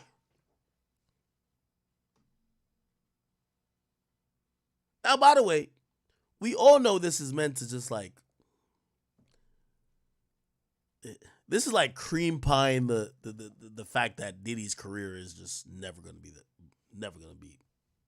the thing again, right? But I'm reading a lot of these things. I'm like, okay.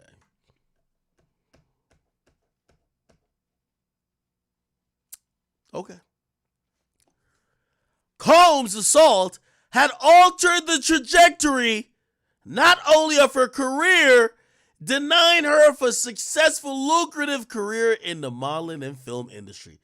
She said ever since she sucked Diddy's dick in that bathroom, her modeling career never took off because she sucked his dick, and she couldn't have a successful marriage because she sucked his dick, and then she attempted suicide because she sucked his dick.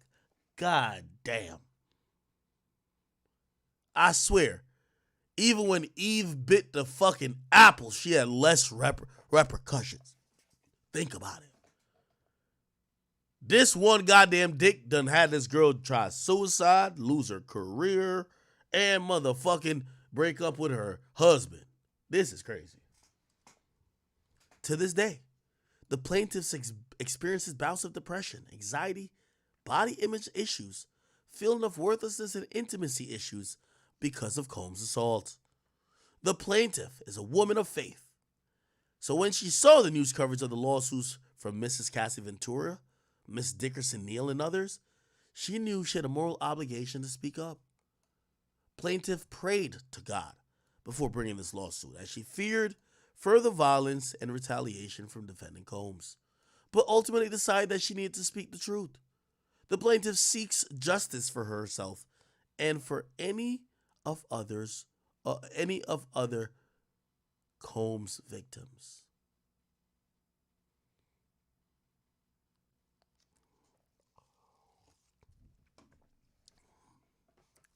Hold on.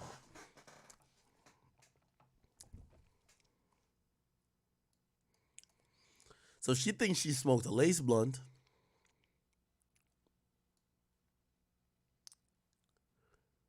And she drank some alcohol. In a bathroom, he told her to suck his dick.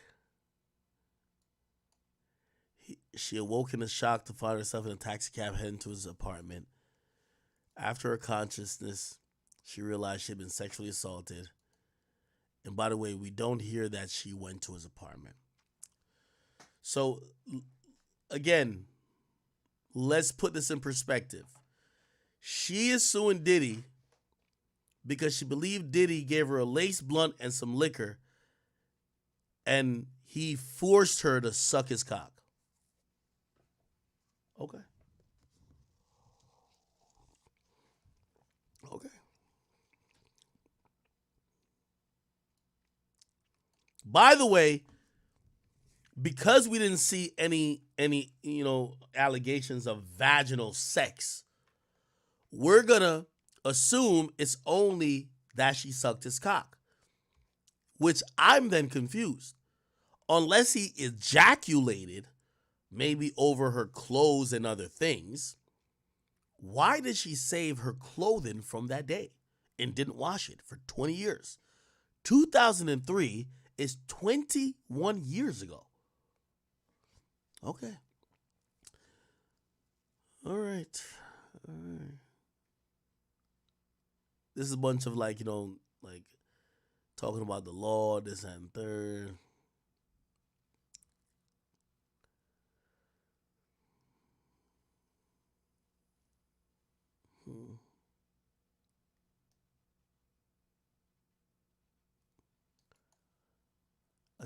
A Phillips and Associates. Remind us to look at them later. Phillips and Associates. Gotta look at them later.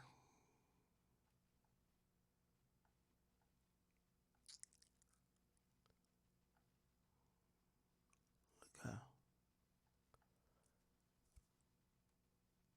So she sucked his dick.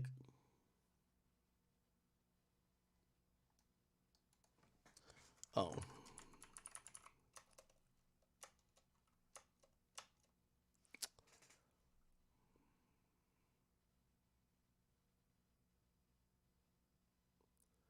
Due to the traumatic events to occur later, she kept the unwashed clothing in her closet. I didn't see anything about vaginal sex. Only that she sucked him off. Am I tripping?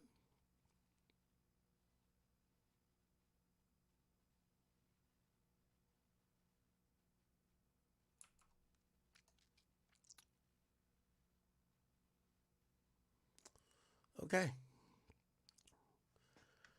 Very, very interested. Now, there's another lawsuit that was also announced, chat.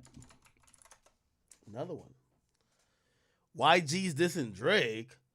Stop it. YG ain't dissing no Drake. By the way, remember what I told you about Sean Kingston? So Sean Kingston's behind bars in Southern California, an arrest that came hours after the cops raided his home in Florida and arrested his mom. The singer was arrested Thursday evening on the base of Fort Irwin in the middle of California, Mojave Desert. The cops say he'll be booked in the San Bernardino County Jail. The cops say Sean had performed a show on the base, and afterwards he cooperated as the base police took him into custody on a Broward County Sheriff's Office arrest warrant for fraud and theft charges. The arrest bookends a busy day for blah, blah, blah. Okay, cool. TMZ got inside photos. They said the attorneys was representing a client. They said that Sean was not. Okay. All right. Let me fully also address this Sean Kingston shit. Yo, Sean Kingston, I rock with you, bro. You Jamaican, I'm Jamaican. I have a lot of respect for you. You're a hustler. There's been so many artists who have had stories of them coming up. You provided them shelter. You've provided them help in the industry. You are someone that's bigger than just your own musical career. you're someone who's a helper. I'm surprised you don't have a label because a lot of artists who have came up after you, you're part of their story, right? They used to stay at your crib. They used to whatever. It's so many artists. It's so many. I'm going to be honest with you, though. There's been too many allegations of you taking jewelry and running off, taking items and running off, promising to pay but don't pay, allegations that you're doing the funny with money shit. And I'm only speaking about things that I've seen publicly. I'm not talking about gossip and rumors that's going around the industry without there being an article associated with it. But we all remember there was a time when people thought you got kidnapped by like a jeweler. Like, I don't know if y'all remember that. There was a time in 2015 that says Sean Kingston was allegedly kidnapped. And I remember I was thinking, I was like, what the fuck is going on? I'm not removing it. Just give me 1 second. Let me pause it. It says you were reportedly kidnapped in L.A. By the way, we heard that you were kidnapped by the jeweler you owe the money to. You see, all these jewelers run around with gangsters and goons, right? When you're dealing with rappers who claim they're killers and they come to your store and they want to walk out the door with $1 million in jewelry, you're not going to get $1 million wired to you like this. But these rappers, they're used to instant gratification. They're not going to be like, oh, all right, I'm going to wire you the money, and then when it posts to your account the next day, let's wait 1 business day in between. Nah. Yo, I'm in the store right now. Give me this, and this. Yo, holla at my business manager. Here's my accountant information, and here's my assistant. You gonna get the money. Let me walk out with the jewelry. A lot of times, these jewelers, because being associated with rappers, it makes sense. They'll just give you whatever, and they might have you sign something or whatever the case is, but they're going to let you leave without paying. There's been too many times that Sean Kingston's name has came up in you owe shit. Bro, this sounds wild. You got kidnapped over jewelry? That sounded wild. If we read the story, this is 2015. According to Sean Kingston, a recent attempt to cop some jewelry left him in a vulnerable, dangerous position. He was kidnapped after a deal went wrong with the LA-based company Aviani Jewelers. After paying out $185,000 on a watch that was priced at $225,000, he refused to pay the balance because he thought the watch wasn't worth it. What happened next was confusing, but on selling, if true, he said that after failing to pay the remaining balance, the company agreed to exchange it for another piece that was actually priced at $185,000, and the singer scheduled the swap to take place in a parking lot downtown in LA at 1:50 a.m. That's already a problem. If you're your jeweler doing business at 2 a.m., that's a problem. That's a big problem, people. When he entered the car, his watch was reportedly snatched from him, and the company associates refused to give him another watch, after which he went nuts. Here's where things took a turn. Kingston claims that after the watch was snatched, he was then locked inside the car and driven to a secluded area and thrown out the car. Authorities reportedly classified this as a kidnapping. After the release of the news, he took to Twitter to make reference to the jewelry company. He said, and the tweet is still up, "Never trust Aviani Jewelers, period. Shady business, God never misses anything, so we will leave this in his hands, but just know, karma." He says, "Love to the fans, I'm okay and safe. Just hurt to work so hard for something and have someone thinking they could just take it from you." Shaking my head.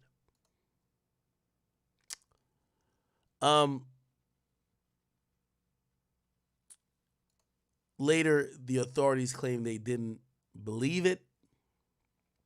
There's been other stories of Sean Kingston allegedly owing stuff. But, of course, now recently it's embarrassing because Sean Kingston's mother, who is 61, I got to hold out for my Jamaicans. But this is embarrassing. You don't never want mama in cuffs. Whatever you got going on this rap shit, mama should be out of the way. And his mom, who's 61, was arrested. And by the way, she was charged. Now, I didn't report on his mom being arrested at first because I was wondering. I was just like, when they do search warrants at times, they'll put people in cuffs who are at the residence. That does happen. They put Combs' kids in cuffs, which means Justin Combs and King Combs in cuffs while they search the property. It's just a procedural type of thing. But apparently his mom was involved. Now, that was odd. It says his mom, Janice Turner, was arrested at the scene. Now, there's actually video of this, and by the way, there's a picture of his mom, and you know, I gotta apologize to, you know, I want to apologize to his family because I never want to put somebody's mama up here, but Sean, you're fucking up. Mama should never be in cuffs. Mama should be protected. Okay. I don't know what's going on, but it's a dire situation. Sean Kingston. Let's see if we can find the news article. Here we go. Developing now, a very active scene outside of a home connected to rapper Sean Kingston. Dozens of deputies have been going in and out all day long, and now we've learned his mother has been arrested. Local 10's Terrell Forney joining us live from the scene in Southwest Ranches with everything we know about this investigation. Terrell. And there certainly has been a lot of movement here at this home over the past few hours. Detectives with the Broward Sheriff's Office, they have literally been here on site all day long. As you can see, there is a mobile command post set up just outside of the home. And all of this has to deal with some very pricey equipment that allegedly was never paid for. A high-profile raid underway Thursday at this multi-million-dollar home connected to musician Sean Kingston. The tune Beautiful Girls may have been the music star's biggest hit, but he may have lost some fans at a company that sells and installs high-end television and sound systems. According to this court document, a company called Ver Entertainment accuses Kingston of having a $150,000 system installed at the home, but failing to pay for it in full. We know that our property is inside this house right here. Kingston, whose real name is Keshawn Anderson, posed with the product in a photo posted on Instagram after it was installed late last year. The attorney representing that entertainment company showed us what the 232-inch television system looks like today as it was being dismantled. Basically a sales pitch that he goes through to defraud people. He's never paid my client for this $150,000 television. More than a dozen deputies with the Broward Sheriff's Office carried out the raid on the Southwest Ranches property, carrying boxes of evidence and even large pieces of something that was kept under wraps. At one point, a Bentley SUV was towed away from the home. Kingston's family, including his sister, has been here within eyesight watching it all go down. We've learned the recording artist's mother, who drives this vehicle, was also here but arrested. Janice Turner is now in the process of being booked on numerous fraud and theft charges. The only word from Sean Kingston came today in the form of this post on Instagram that reads, "People love negative energy. I am good, and so is my mother. My lawyers are handling everything as we speak." And it's unclear if Kingston himself will be facing any criminal charges directly tied to this incident. We also know that there's been no sign of him here at the Southwest Ranches home all day. It's believed, though, that he is still out west in the LA or Las Vegas areas where he's had a series of performances scheduled this week. We'll keep you updated. That is the latest live from Southwest Ranches. I'm Terrell Forney, Local 10 Big News. story making rounds on social media, too. Thanks a lot there, Terrell.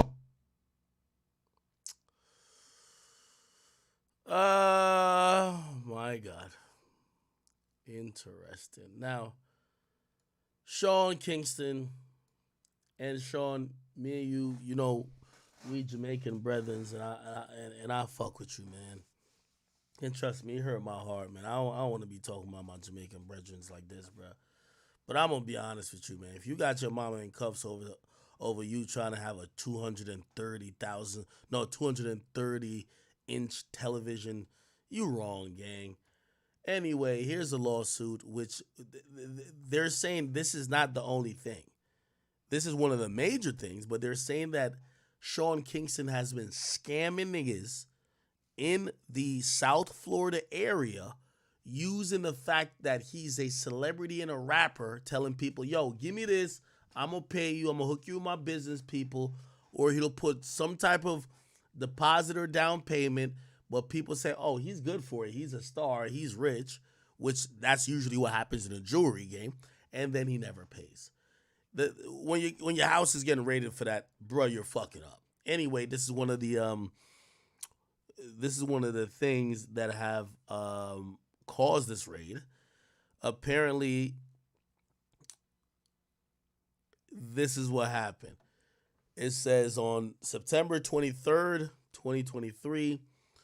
The defendant contacted Sean Kingston via Instagram and expressed an interest in. So the defendant, so Sean Kingston contacted the plaintiff and said they wanted a 232-inch colossal TV. Now, I want to have a honest and realistic conversation.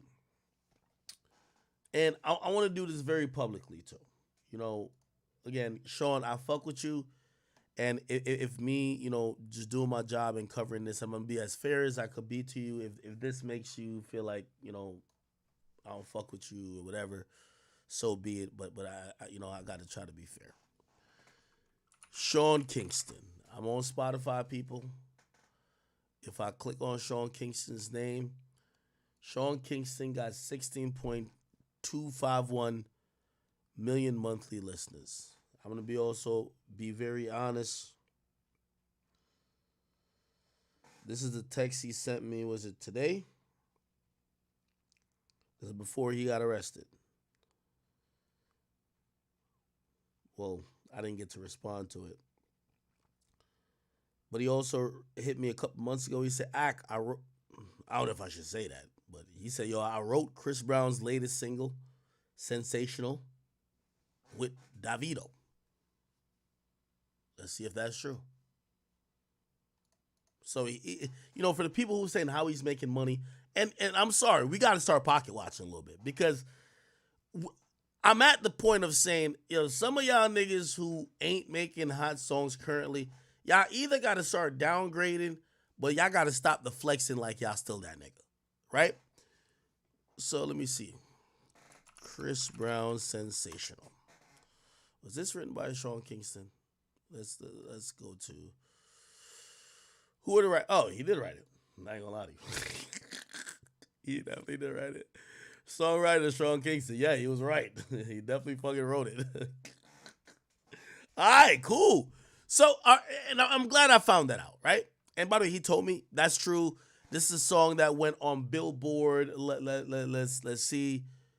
It didn't go too crazy. I guess it went 71 to peak position, but still, it was a good song.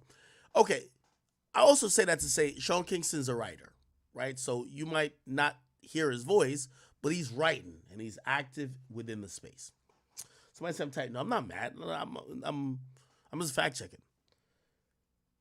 Here's my thing.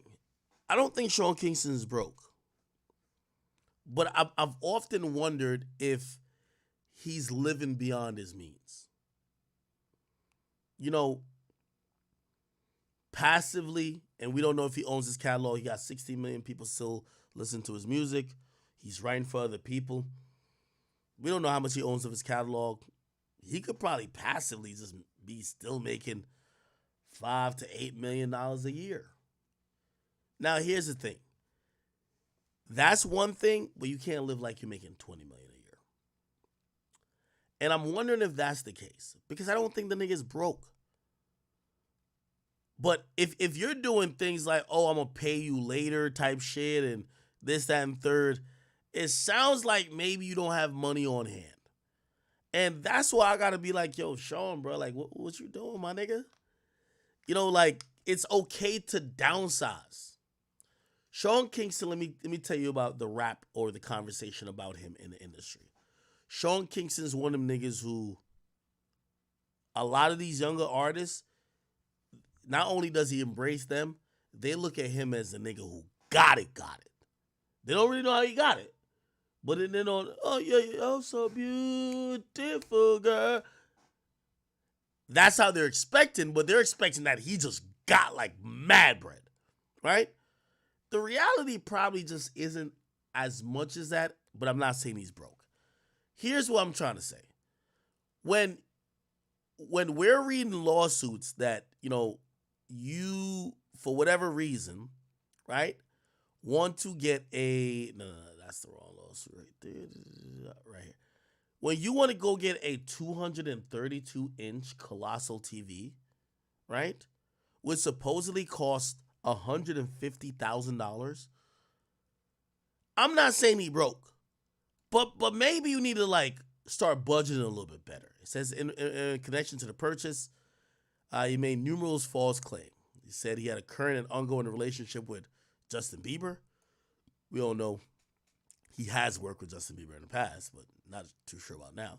To induce the plaintiff to accept a much lower down payment and credit towards the purchase price, He promised the plaintiff he would produce a promotional video of the plaintiff's cooperation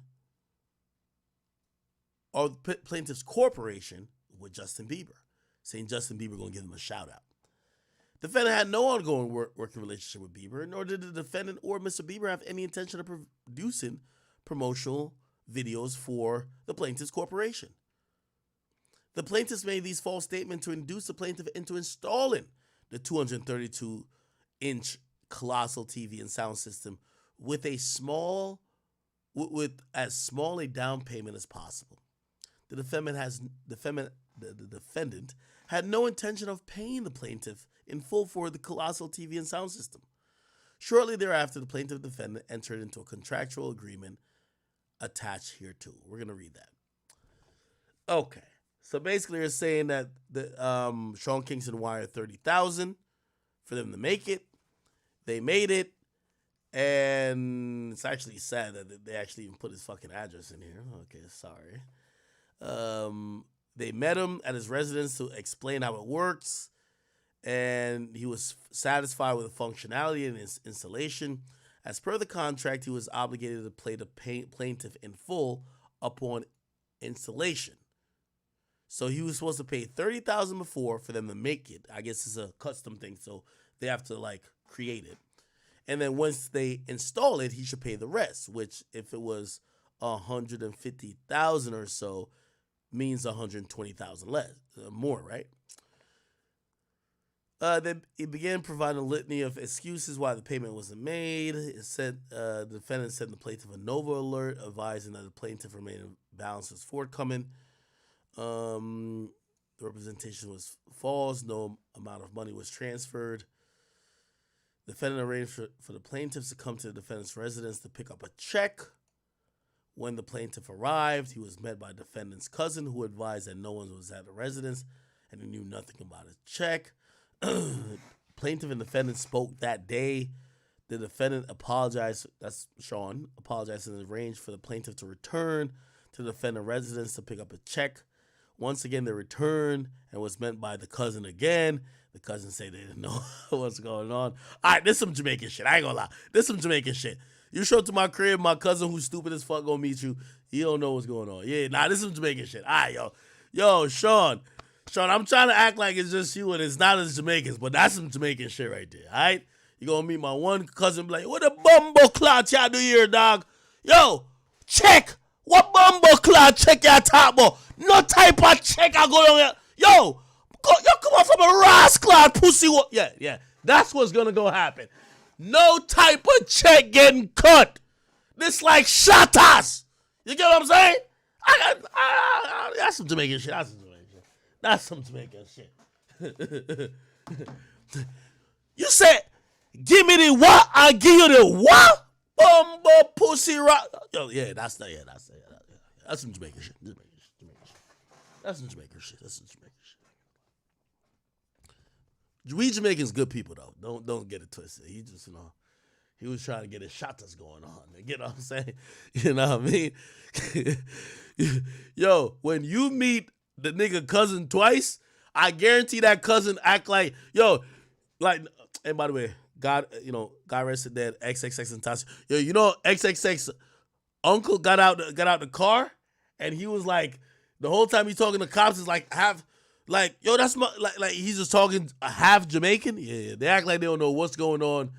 Yo, Jamaican people, we're the best at acting dumb even when we smart as fuck, bro. What? Oh, where the bumbo pussy rascal? Yeah, exactly, right? So the cousin had no idea what was going on. Unbeknownst to the plaintiff, the defendant has a long history in engaging in fraudulent behavior. In the 2015 judgment, entered against the defendant for obtaining the $356,000 watches. Oh my God, how many judgments has been against Sean Kingston? 356,000, 301,000. What was this for? Jewelry. Yeah, a lot of jewelry shit. And in 2022, $1 million? Oh, he was sued. We don't know about the judgment. Additionally, God damn. Breach of contract. The defendant agreed to plaintiff's terms and gave the plaintiff $30,000 as a deposit. What's the rest of the money? Let's see, it's fraud. Okay, they didn't really tell you what the here's the contract. Let's see the contract. Let's zoom in a little bit more, people. We're here. Yo, chat, never give a rapper a motherfucking thing, nigga. All right, let's zoom out a little bit that we can see it. Okay. So the purchase, what? Technology integration. Look like about $100,000 they expect. So the Colossal TV was $86,000. Got some other shit here, some other shit. Easily over $100,000.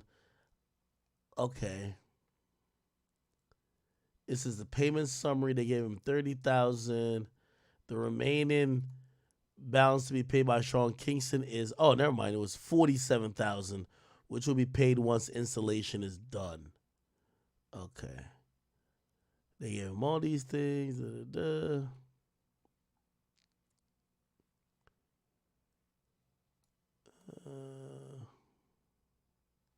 Okay. All right. Anyway, and I hate to throw out Jamaican people under the bus, but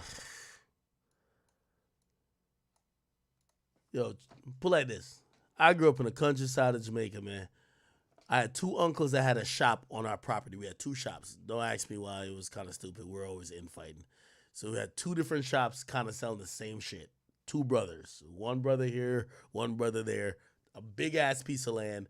So it's like within half a mile, you run into two shops on the same land selling damn near the same shit. Don't ask me why. Anyway, in Jamaica, it's called trust, which is, it's almost like a debt. It'll be like, yo, trust me, this, like you're added to a debt, and they'll have a debt book. In reality, what happens is like, bruh, niggas don't pay debt. Like, yo, it's like niggas don't, yo, you gotta chase a nigga down for debt, man. Like, a nigga who wants to incur debt with you don't got it already. That nigga trying to play you. So I ain't gonna lie, I think Sean Kingston was just trying to like play this person. And sorry, that's some Jamaican shit, man. I ain't gonna lie to you. I ain't gonna lie. I'm quick to blame everybody for their shit. Sean Kingston, this was some Jamaican shit, bro. This was some Jamaican shit. All right. I'm trying to figure out how the mom was involved, though, because they keep saying the mom. Like, why does the mom locked up?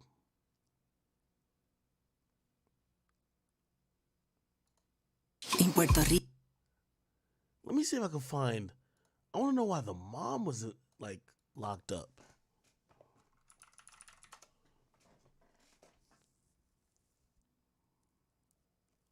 This is about him being arrested in...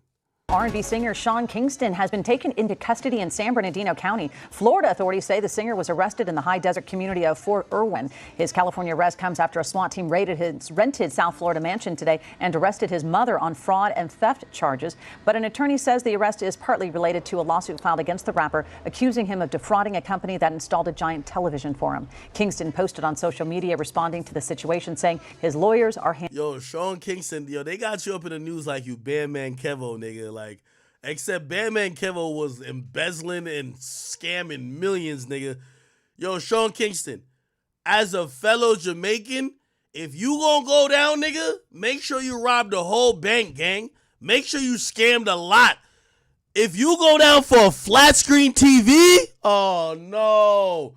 You can't have us Jamaicans attached to that? A flat screen TV, I don't care if it's 200 and whatever inches. No Diddy. Bruv, just a flat screen? Oh, hell no. Hell no, bro.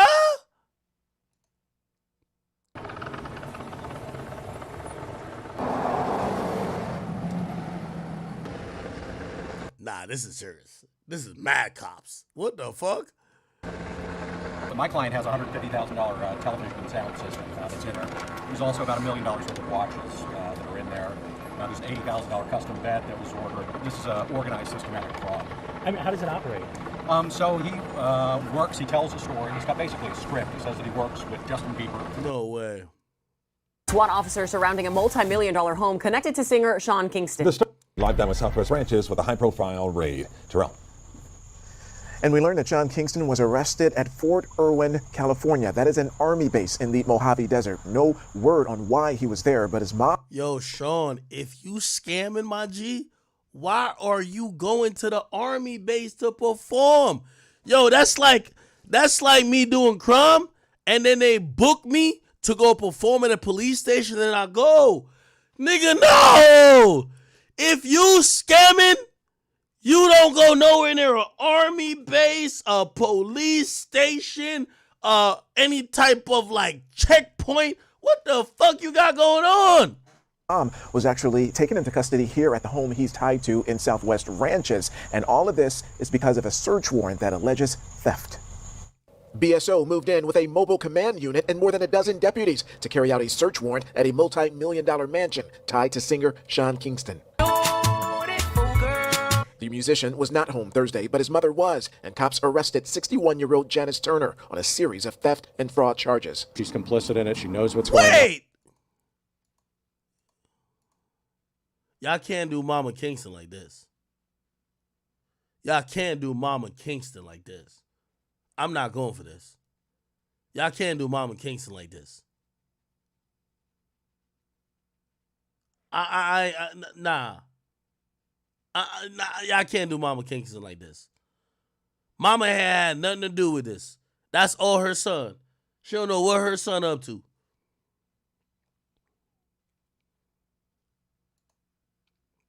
Any fuck shit you ever catch me in, my mama innocent. I'm gonna tell y'all that right now. All my mama do is she gonna call me and read the Bible.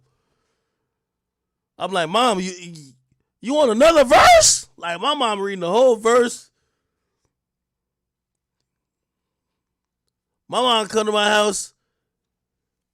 You hear 15 people talking like in my living room. I'm like, did my mama invite people over to my house? My mama is on a goddamn virtual, I swear. My mama come to my house, take over my living room, and I'm hearing 15 voices. I'm like, what the hell going on in here? I know my mama ain't invite none of her. Like, what the hell? I go down, my mama is on a prayer line. She on a prayer line. She's over here having a service. She's like, she got everything going on. She's giving testimony. Yo, my mom is like in church all the time. I'm like, yo, Jesus Christ. I definitely feel bad for her. Like, yeah. If for me, it'll be like, just take me. My mom ain't do shit. Because I need my mama prayer. The only reason I'm good is my mama prayer. This is Mama Kingston right here. Did they shave her head? On a series of theft and fraud charges. She's complicit in it. She knows what's going on. Cap! Mama ain't know nothing going on. That's lies. That's cap. The musician was not home Thursday, but his mother was, and cops arrested 61-year-old Janice Turner on a series of theft and fraud charges. She's complicit in it. She knows what's going on. An attorney for a company called Ver Entertainment says Kingston had a $150,000 television entertainment system installed in the home, but he never paid for it in full. Today, workers from the company were allowed to confiscate the 232-inch TV system. And they built an audio system into it.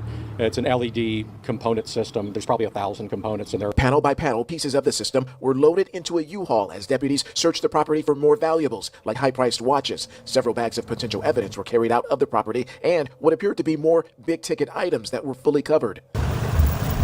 Even a luxury Bentley SUV was towed away from the driveway of the mansion. Kingston, whose real name is Kashawn Anderson, has been in the news before. In 2011, he was on a jet ski that slammed into a pylon on a bridge just off Star Island on Miami Beach, putting him in critical condition for nearly 2 weeks. But about Thursday's raid, the singer reacted with a message on Instagram that says, "People love negative energy. I am good and so is my mother. My lawyers are handling everything as we speak." So while Kingston is being booked on criminal charges in California, remember, this is a search warrant out of Broward County. So at some point, he will very likely be extradited back here to South Florida to face the music. We are live in Southwest Ranches tonight. I'm Terrell Fornay. So I guess he texted me before he got locked up. Would I be an asshole to hit him and be like, yo, bro, you good? Nah, I ain't gonna hit him. Diddy's ex, Cassie. What the fuck? I can't escape this Diddy shit. I will always mansions. Today, rapper Sean Kingston's home was raided. There's an investigation. Dozens of detectives and a SWAT team swarmed the beautiful girl singer's rented Florida mansion. Yo, they was sneak this in his ass too, talking about he rented the shit. Bro, I thought that was Sean Kingston's house the whole time. Bro, the feds will like violate you, bro. I think he owns a house in Cali though. I ain't gonna lie, like no bullshit. All right, since it's a rented house, let me get up in this business a little bit. Since it's a rented house, right? It's a rented house.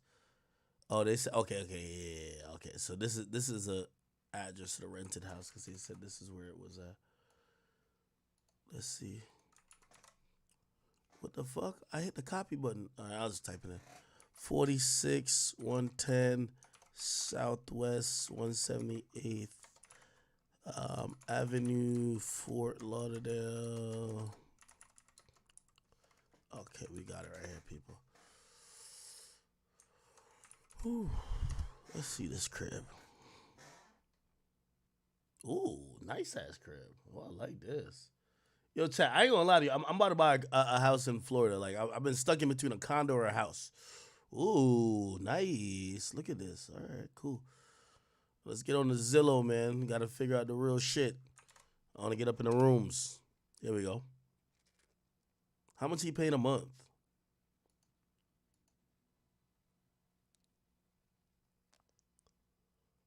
I got on display.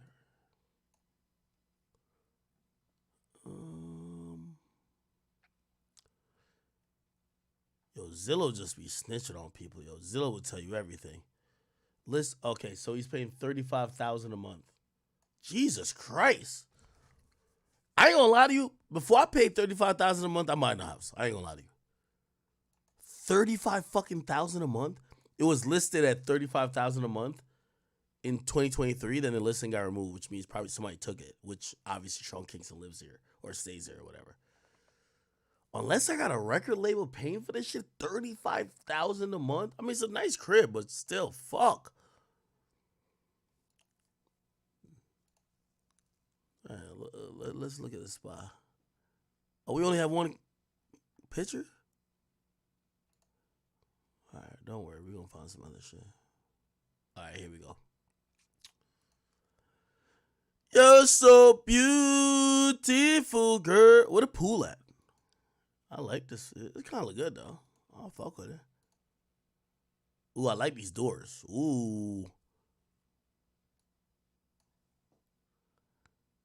Yo, I like architecture, like, you know, houses. I'd be like house watching. You know, one of my hobbies, let me tell you one of my, like, disgusting hobbies. I'll drive to a richer neighborhood and just, like, drive there and just, like, look at their houses. Okay, this looks good. Okay, I'm fucking with it. Not bad.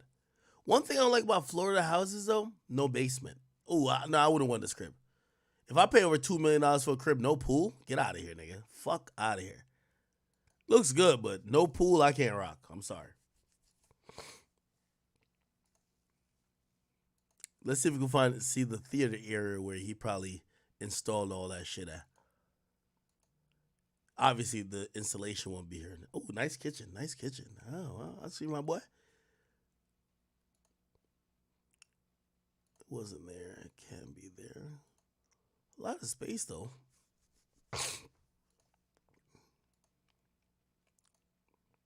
Wait, why Florida don't have, like, basements and shit like that? And I never see, like, too much multi-level cribs. Like, not, like, 2 levels, like 3 or 4. In Florida, too. Ooh, I like these garages over here.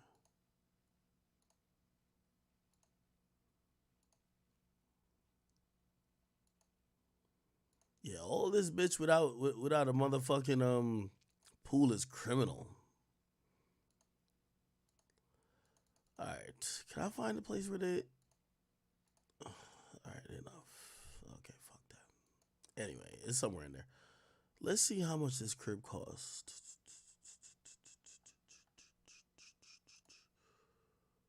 Let me go back to Zillow.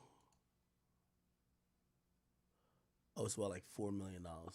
Okay. Yeah, but I need a pool though. $4 million. I see you, my boy. All right. Well. Sheriffs arrested his 61-year-old mom, Janice, on what they tell ET are numerous fraud and theft charges. This comes after an entertainment company sued Sean in February. Yo, the feds, not the feds, I mean, the police are so, they so whack. Yo, why you ain't let Mama Kingston put her wig back on, bro? They tell ET are numerous fraud and theft charges. Why you ain't let Mama Kingston put her wig back on? This comes after an entertainment company sued Sean in February, alleging he failed to pay the entire bill for an entertainment system, which includes a 232-inch so-called colossal TV. They say they cut Sean a deal on the price after he allegedly promised he and Justin Bieber would appear in promos for the brand. Yo, chat, I ain't gonna lie to you. I knew all this shit was coming ever since I seen this jewelry right here. Once I seen Sean Kingston buy this chain right here, I said nothing good is gonna come to a nigga with a Crayola box chain, bro. Like, yo, Sean Kingston, I love you, bro. Don't get mad at me, bro. Please, don't get mad at me, dog. But once I seen you with this chain right here, I knew nothing good was gonna come to you when you got this chain right here, bro. Matter of fact, you've had some crazy chains along the way. But I see why you got him. You wasn't paying the jeweler. Like, of course. They gotta get all type of wild ass chains if you don't have to pay the jeweler. Also, I say that too to say I'm glad I'm over my little jewelry phase. Yo, chat. Yo, you know when Drake dropped was it 616? No, Family Matters, and I was at what's that nigga's name? Schultz show. And I'm running out of there to go get home to stream. I had like this ring on my finger that cost like $6,000 or $7,000. Of course, I'm in New York City waiting for a fucking Uber or like the black truck. The ring drops off my finger because I guess it was a little bit loose. And you know when you're standing on one of those things, if you're from New York, you know what I'm talking about. Where like it's like a storm drain. It drops right. Like, it falls off my finger, it bounces on one thing, and then falls below it. And all I could say is, yo, Drake and Kendrick, if you niggas don't make me make this $7,000 back from this ring I just lost, because I just said, fuck it, nigga, I just left. I made it back. It's all good. Anyway. Yeah, no, I'm glad I'm off my jewelry face. Jewelry's just like, yeah. I don't even know why Sean Kingston be buying jewelry still. These days, all you need, like, nigga, you catch me with jewelry these days, you're gonna catch the same. Like, I got like a starter watch, which is like the, what do they call it again? I don't know, this shit that Soulja Boy be showing. What's it called?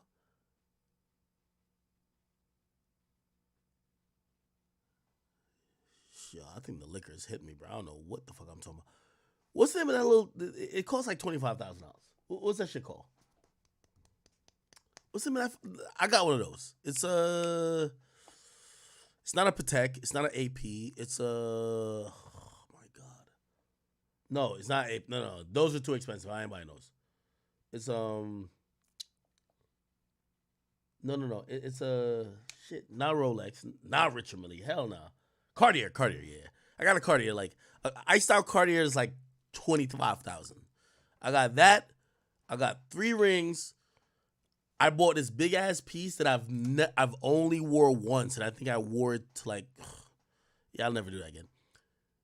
I got 2 Cubans. I got 2 Cubans, 2 bracelets, and one of my chains I can't even find anymore. Like I used to have the AK, the hollowed out AK one, which was, I think it was made by somebody. I can't remember who. Yeah, I can't find that anymore. So yeah, I'm off jewelry. Jewelry is like, once you start spending on jewelry, like I'll even be honest with y'all, and I hope my jewelry don't see this. My jeweler has about $4,000 for me, which like I'd given him some money and there was an extra and it was $4,000, and I said no, just keep the money. I'm gonna use it to my next piece, right? So he has $4,000 of mine. He's had it for like I don't know how long, And he keeps hitting me like, yo, Ak, when you about to get this new piece? And that was when I was in a jewelry mode, because he's telling me all this new shit. It's like, yo, Ak, yo, you got the Cubans, but you know what's popping now? It's the infinity links. And I'm like, oh, shit.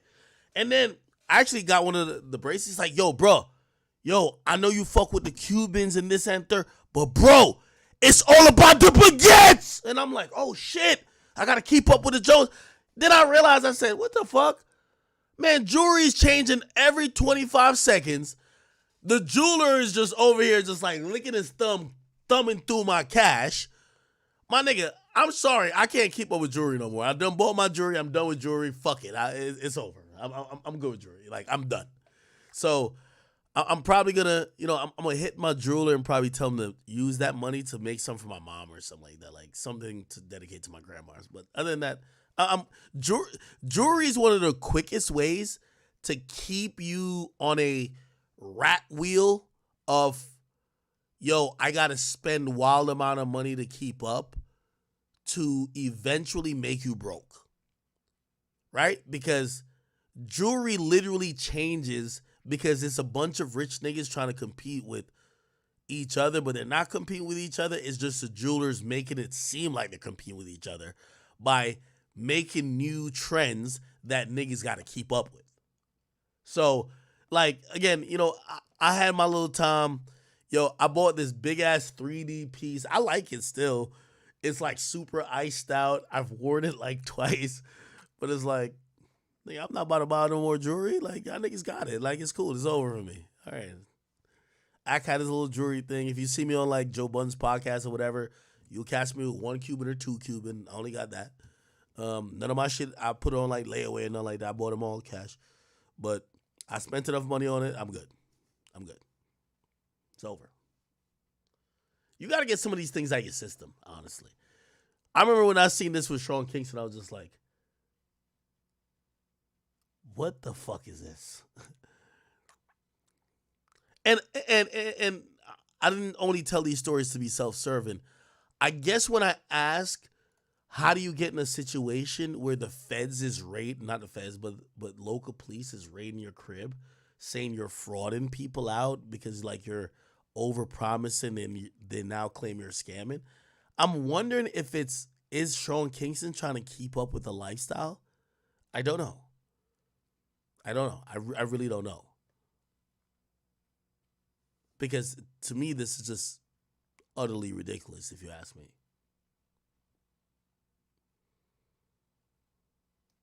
The moment your mom is in handcuffs because you have promised to pay niggas back for jewelry that you can't pay them back for, you're fucking up. Okay, anyway. All right, enough on that. Sean Kingston, I love you. You're my Jamaican brethren. Don't get mad at me. If you need some help, holla at me. Obviously not financially, because I ain't gonna give you shit, nor nobody else. But if you want to holla at me in terms of, explaining your side, because I do know how these situations go where people hear allegations and they don't hear the truth. If you want to tell me your side, you don't got to even get on here. I'll disseminate it for you. Holy shit. All right, cool. All right, so we read one of the Diddy lawsuits already. Chat. The other lawsuit, I'm going to be honest with you, I'm not even going to waste y'all time to read it. I'm going to tell you why. Look, so there was 2 lawsuits damn near in a day. I'm not even going to do it. Look at this, Chad. I didn't want to pull it up. Now it says another white woman. So there's another white woman who's claiming Diddy sexually assaulted her, drugged her, and blah, blah. In a new accusation, blah, blah. They named this girl too, April Lampros. Said she was a student at blah, blah, blah, blah, blah, blah, right? And the docs, da, da, da, da, da. Once I got to hear in the docs filed by, I think even TMZ realizes it. Look at this. April's attorney also represents Lil Rod, Liza Gardner, additionally, Grace, whatever, who's suing the Sun. Whatever, bro. I'm just not about to get into it, right? The only thing I guess I would get in, maybe I pull it up, just because homie, every time he files a lawsuit, he's hilarious for this. He puts the wildest pictures in his lawsuits that people feel like, my nigga, like, you're only doing this for the media. But shit, that might be entertaining. Let me see. I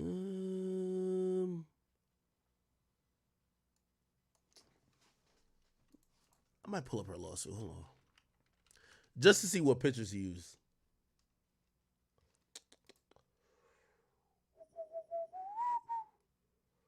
Okay. Actually, it's not that bad. Give me 1 second. It's gonna be quick to pull up.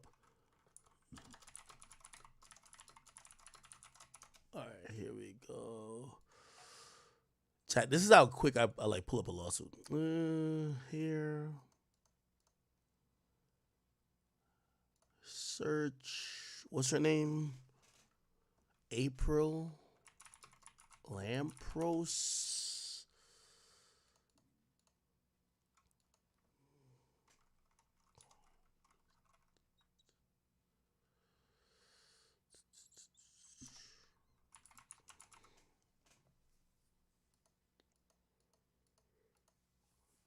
I have it off screen right now, so you can't see it, but I'm trying to pull up the lawsuit. Whoa.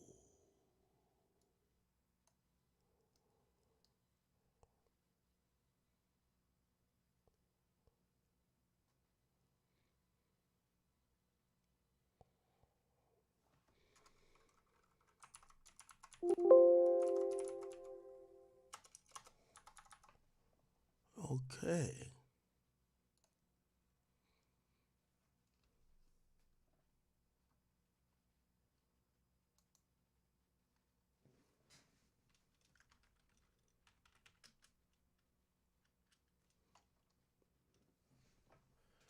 Give me 1 second, child.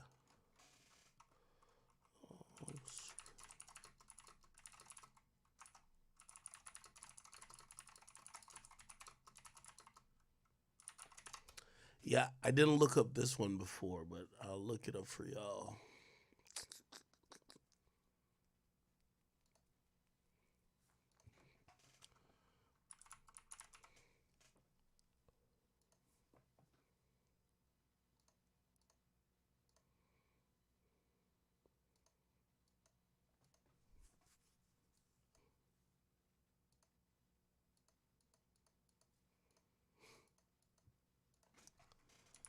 If I could find it. What the fuck? No.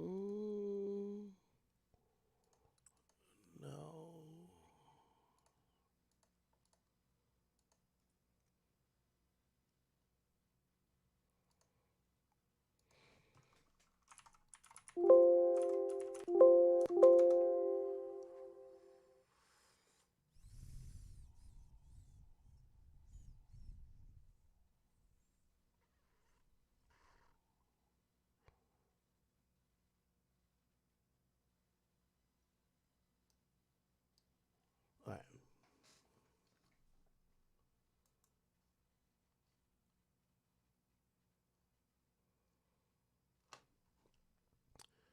No, I think it's in federal court. Give me 1 second. Sorry, chat. I'm searching for this case. Where the fuck is it at?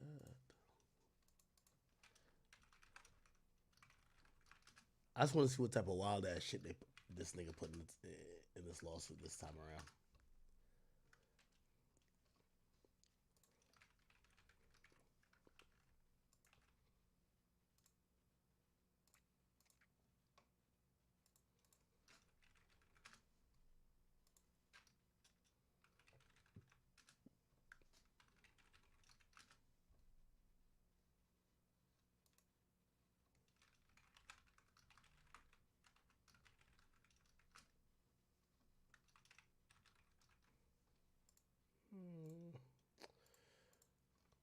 All right, it's not working.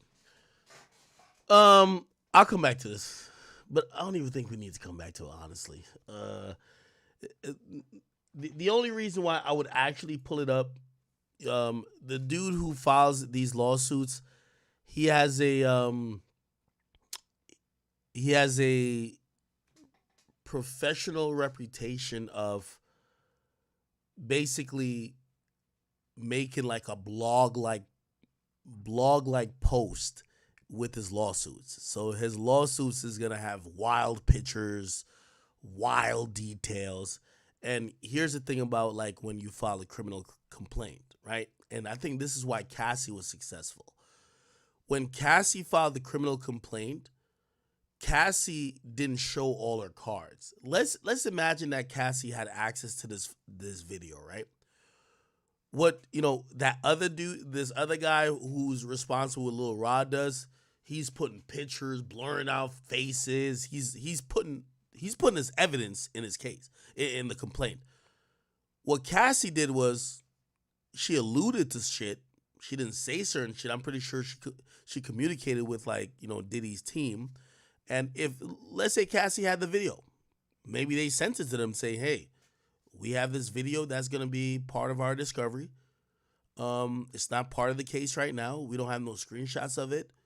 Because, imagine if you read Cassie's case and there was a screenshot where it showed Diddy stomping her. Like, everybody would react differently. So they played it different, you know what I mean? However, this one lawyer, like, he puts everything in there. Like, he's going to, you know what I mean, just... Like I told you, like even in a lawsuit he filed against me, like he put a screenshot of Shorty getting fucked, which is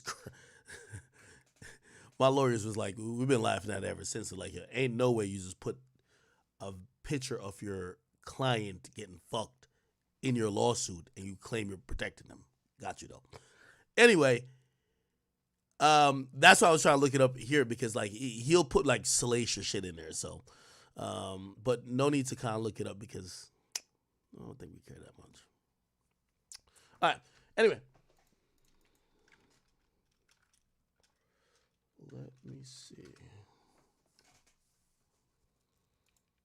I'm trying to move past this Diddy shit. I see people saying, yo, act, talk about, what did I say y'all want to talk about? Oh, talk about Tahiri and Joe Budden.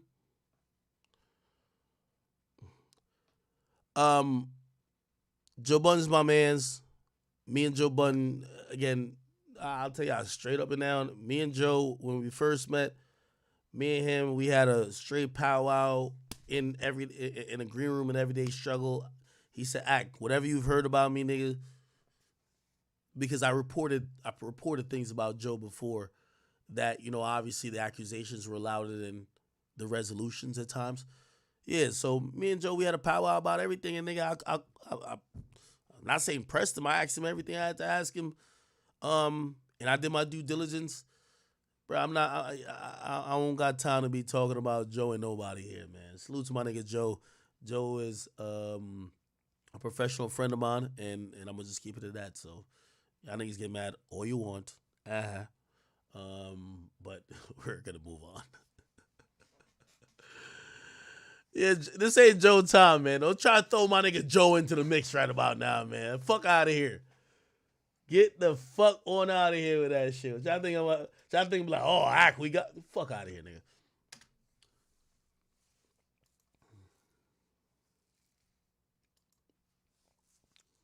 And also, I'm gonna just keep it a beat with you, man. I've been there at times when I seen the media play to try to set Joe up. Man, I seen when niggas was trying to file fake lawsuits with fake crazy shit to make Joe look a certain way, and they wanted to be disseminated through me, and that didn't feel good because that was a play to get other people either paid or just to try to tarnish a nigga's name. Again, I'm not obviously protecting nobody, nor are they protecting me, but it's like, bro, we're not about to just talk about a bunch of bullshit just to talk about it. Feel me? Okay. What the hell did I not get to? Y'all hear my dogs? Yo, so Pluto just came from the doctor today.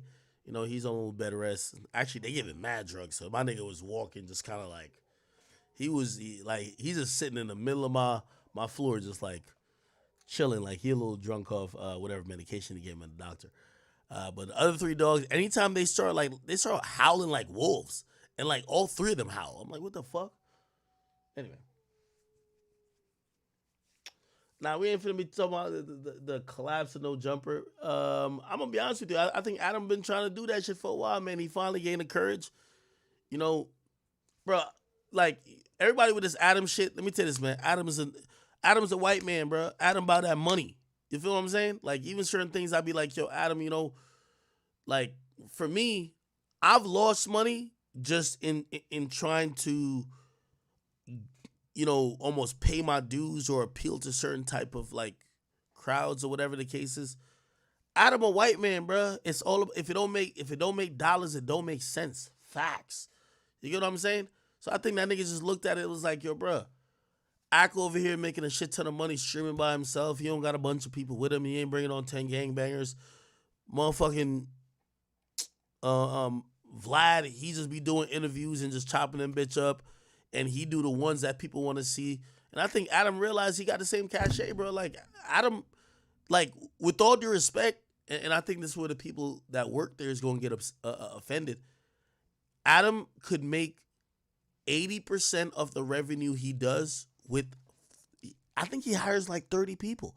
So with 30 people hired, he could make 80% of that revenue by himself if he just curates his content. And I think that's what he's trying to do. Like, also probably like he's probably getting pressed by everybody's like running to him like, yo, why you got this gang coming up here? This gang coming up here, bro. It's like so many politics.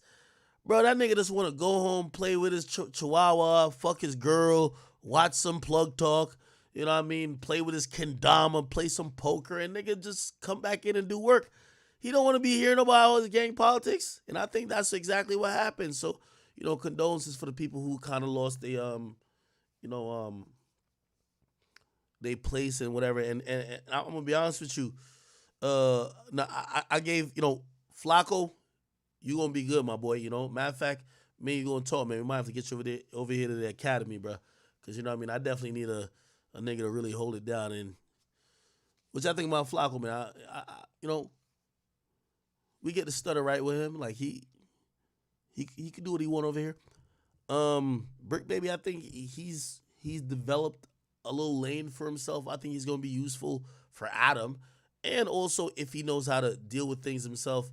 The thing with Adam is that Adam be bringing getting a bunch of niggas who, I don't know if they have the mind of like an 80 or T-Rail to build their own, which is better for them because they ain't finna leave. Or they ain't finna go start competing, you know, platforms. Because right now, when a nigga just done cut y'all a paycheck, everybody's supposed to be like, I bet the same shit I was bringing y'all on that show, I got it on my show now, or I'm doing it at home. None of these niggas got that type of mindset. And then I think the biggest loser in all of it, and I ain't even trying to disrespect homie, is just the Sharp dude. That's a dude who was beefing with me the whole time, talking about, yo, I ain't no worker. I'm a boss. I don't really work for No Jumper. Nah, bruh. You turned into a No Jumper soldier. And then at the end of the day, we seen a nigga. I was watching a clip, a nigga came on there and said, yo, Sharp, you not lit no more. You not viral no more, gang. That shit's in the past. You just another one of the pencil pushers over here. So he been getting violated, but, you know, salute to him, though, too. You know, me and him, we went back and forth, but I don't think he realized that there was a little bit of good shit in what I was trying to say. You had a great show. This is how you fucked up. You whored yourself out. Let me tell you this. You see my man Sean Evans, who do Hot Ones? He don't try to hop on Complex News. Or when they had Complex News. Complex News ain't never been popping. He's do his show, which is super lit, and he chill. Sometimes it's better to just stay in your lane and have the aura of what you do as being super lit than try to be the team player and get watered down and then get kicked to the curb. Niggas looking at you just like one of the other guys. And I think that's the problem. So, you know, he'd be all right. I did like that dude. You know, I like Sharp. No, not Sharp. I keep calling him Sharp. I like my man Suspect. I like a lot of his opinions a lot of times. And I like his passion. And I think the DW dude was kind of cool. But shit, you know, I don't know what Adam paying these niggas. I think Adam was at a point was just like, yo, bro, I could probably save like $30,000-$40,000 a month. Or I don't know what are you paying them by not paying 20 niggas. Like, you know what I mean? Like, bro, I gotta pay these niggas. Like, really, no jumper is me. He right. Okay. Get back to my page. See what's going on.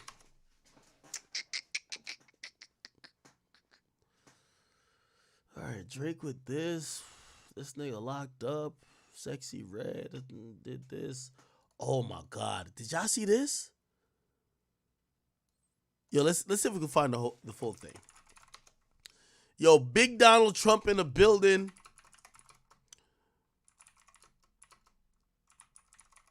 So Donald Trump brought out Sleepy Hollow. You feel what I'm saying? And Sheff G. Let's see if we can figure out, like, you know.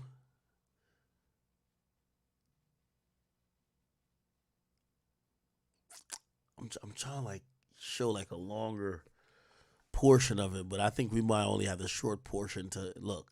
Here we go. Here we go. Come on up, fellas. Rapper Sleepy Hollow. Hey. W's in the chat for W's in the chat for Big Donald Trump at least pronouncing these niggas' names correctly. You know, definitely he only heard them niggas 15 minutes before he announced their names. Come on, bro. Come on up here, fellas.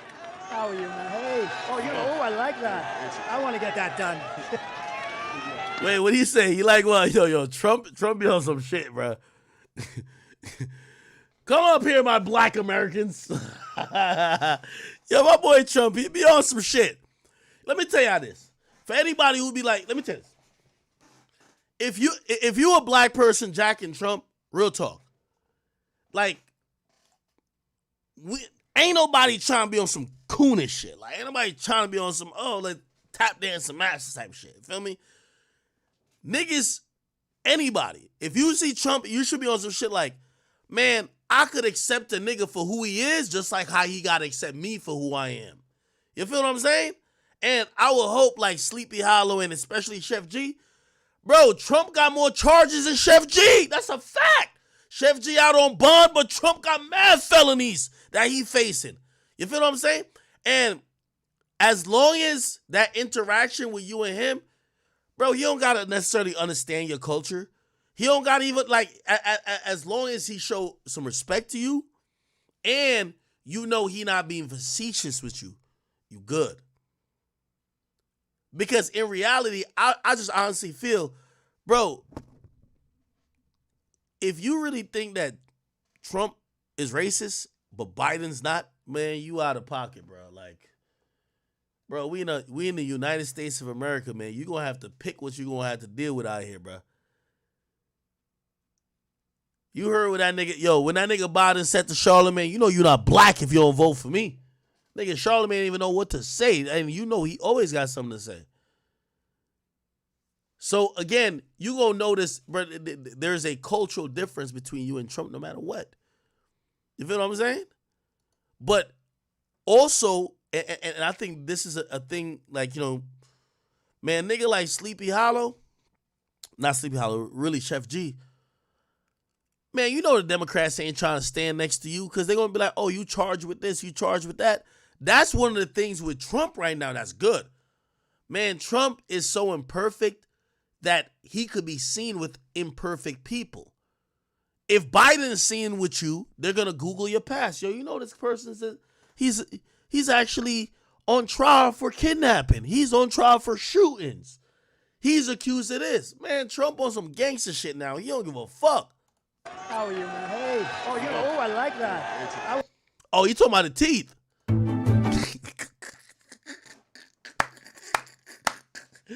Yo, imagine Donald Trump with the grills. Nah, we need Donald Trump with the grills. I want to get that done. Let's be honest. You think Donald Trump will get the grills? He said, I want to get that done. Gotta keep it a bean. That nigga did say, yo, y'all remember that? You remember them audios that leaked that Donald Trump said, yo, yo, these bitches just be giving the pussy up to me. Like, yo, that's what he was on. That's when he was on that grab by the pussy shit. He was just like, yo, when you lit out here. He was really talking like a rapper. You know how Drake just said, like, Drake said on the song when Sexy Red talking about, he's like, yo, give me that pussy, I'm a bully it or whatever. That's what Trump been on. I want to get that done. President Trump, oh man. One thing I want to say. Another thing too, and this is why I'm gonna appreciate my hood niggas. Yo, Kodak really put niggas on game. Is like, yo, bro, when you a hood nigga, you playing a different game, my nigga. Like, you ain't trying to be on some woke shit, nigga. Any nigga who could do something for you, any nigga who could like look your way or give you some favor, even to have you stand next to them, bro, you gonna have to, like, my nigga, this ain't really on some woke shit. It's like, nigga, Kodak is forever indebted to this nigga. Nigga, pardon him, bro. I'm pretty sure Kodak don't know what fucking policies this nigga got going on. But I'm keeping it a bean with you. You pardon me, I'm rocking with you, nigga.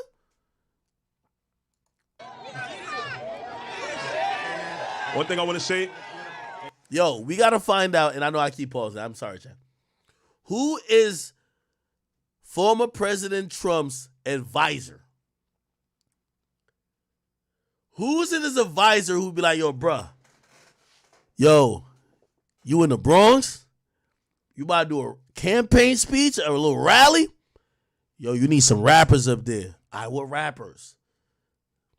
Yo, you need Sleepy Hollow and Sheff G, nigga. Yo, who says that? Whoever who says that, that nigga got to be vice president. That nigga's real.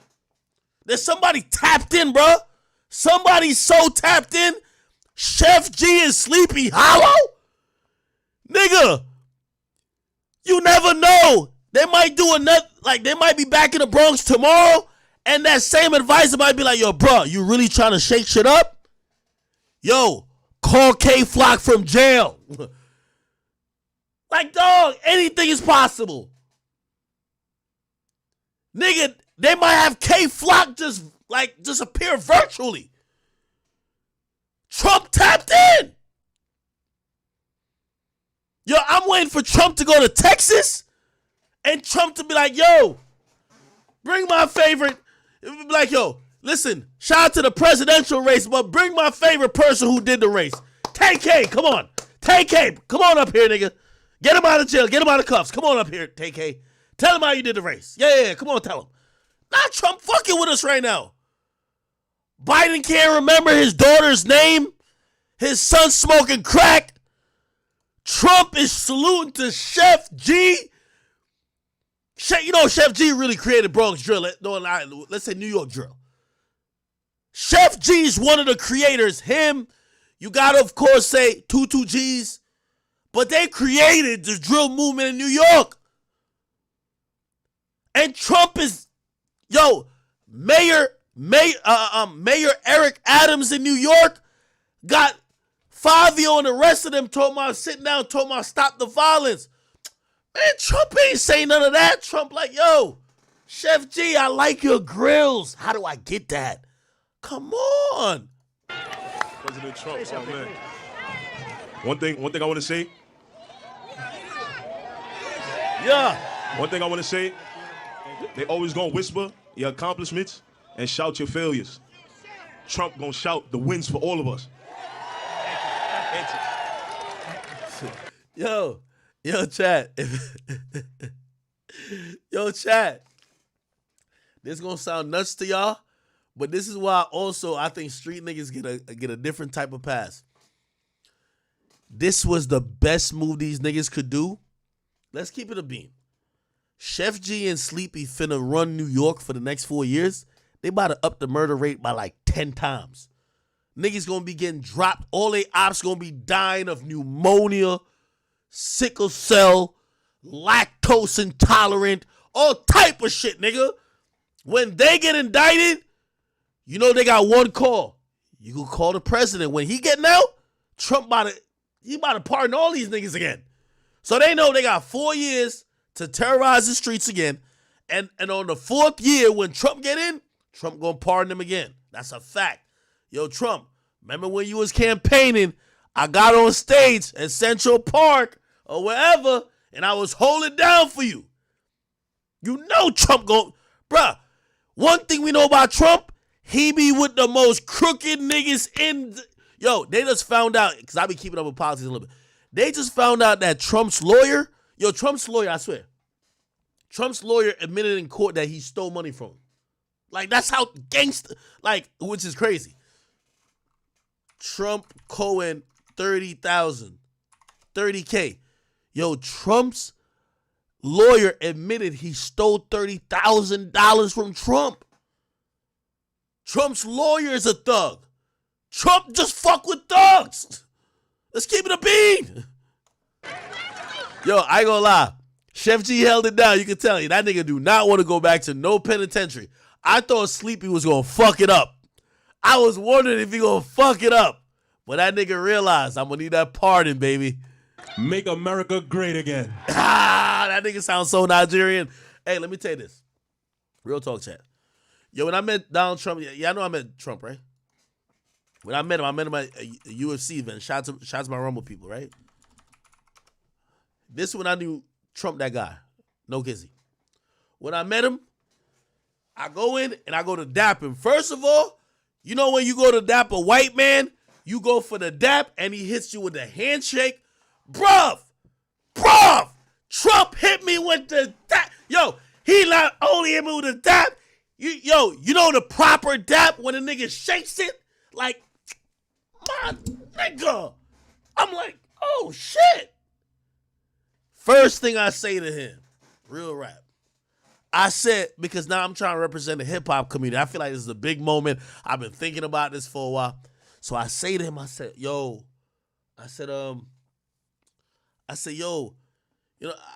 what I said. Like, I'm from hip hop, the hip hop community. I was like, yo, I said, man, I just want to thank you for pardoning Lil Wayne and Kodak, and also freeing A$AP Rocky when you was in office. And the first thing that nigga looked at me and said, yeah, I did that. That's when I knew that nigga was gangster. I was like, oh shit. That's when I knew that nigga was gangster, bro. I ain't gonna hold you though. I ain't gonna hold you. Chat, I'm telling you, Biden got no chance. It's not even close, nigga. You got drill rappers kicking it with Trump, it's over. I want to say. One thing I want to say. They always gonna whisper your accomplishments and shout your failures. Trump gonna shout the wins for all of us. Make America great again. Let me ask y'all a question. Start a poll, man. I don't give a fuck what y'all talking about. Yo, would y'all do this? If y'all in the streets, would y'all do this? If y'all know this might be a lifeline to get pardoned by Trump later on. Let's keep it a beat. Sheff G just came back. I know he got about 10 ops on his mind. He can't wait till they die.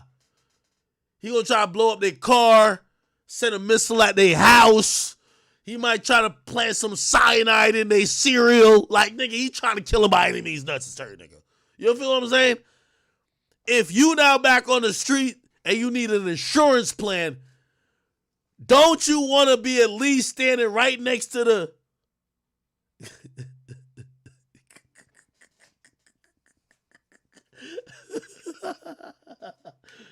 I'm just saying. Yo, this is how you know Trump coming different this time. Last time when Trump was popping out, the only nigga he had on his side was motherfucking Lil Pump. Lil Pump, oh, Lil Pump, ah. That was how nigga doing. Now Trump got the real niggas on his side now. I could imagine we might see Chief Keef fucking with him right now. Yo, if Trump pop out with Boss Man D-Lo, devious. Gotta see if we can see Trump and Honcho kick it real quick. Nah. He gotta leave Kanye alone. Kanye been on too much Jewish shit. No Jewish shit right now. But we gotta see him. Yo, if we get Trump and Boss Man D-Lo, it's over. If we get Trump and Skiller, baby. Yo, chat, how much I want to bet I get Trump and OT7 Quani? In Philly, nigga.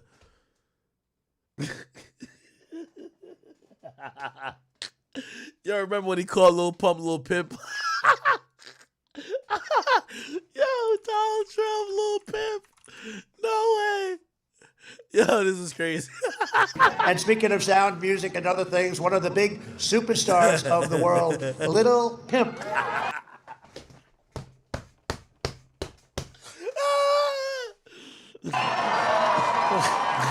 There he is. There he is. Yo. Yo, chat. What rapper needs to be kicking it with Trump right about now, man?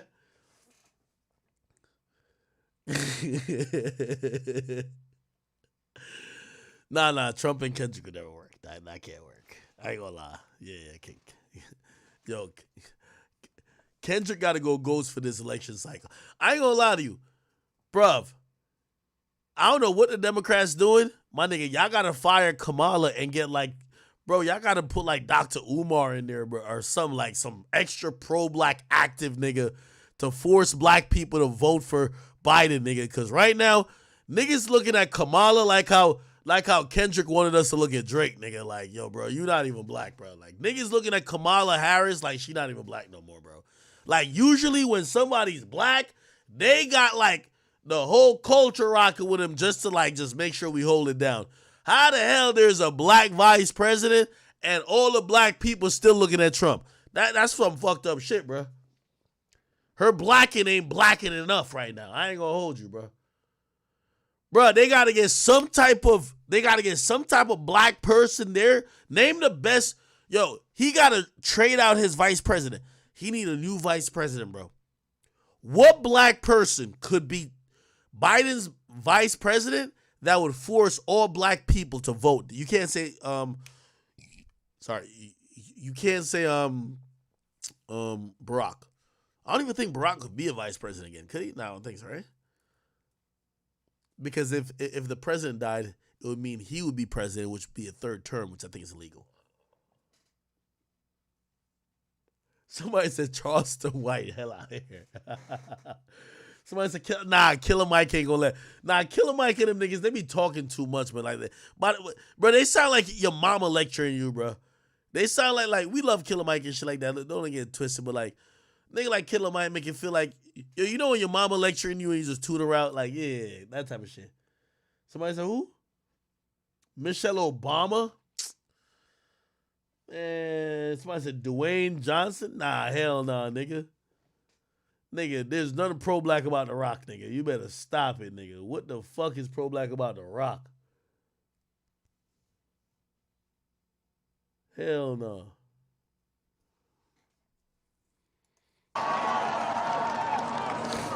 How's it going? Do you want to come up and say something? Speaking of which, chat, this is crazy. Nah, this is crazy right here. We watched this already, right? I want to play you his comments the morning after. I'm gonna play it, but let me just play this recap. When you saw that video of Diddy, Cassie in that hotel, did you recognize that Sean Combs? What I want to say, first of all, when I seen the video, everything in the video is egregious. I'm against. I don't support all the charges that's alleged against him. I don't support any of that trafficking, minors, domestic violence. I'm totally against it. So when I seen the video, yeah, I was kind of upset with it.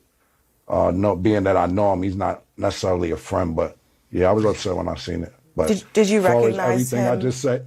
Did you recognize that kind of anger at all from your experiences? I don't know like that. What do you mean? Do I be recognized? Did I recognize him? I seen him.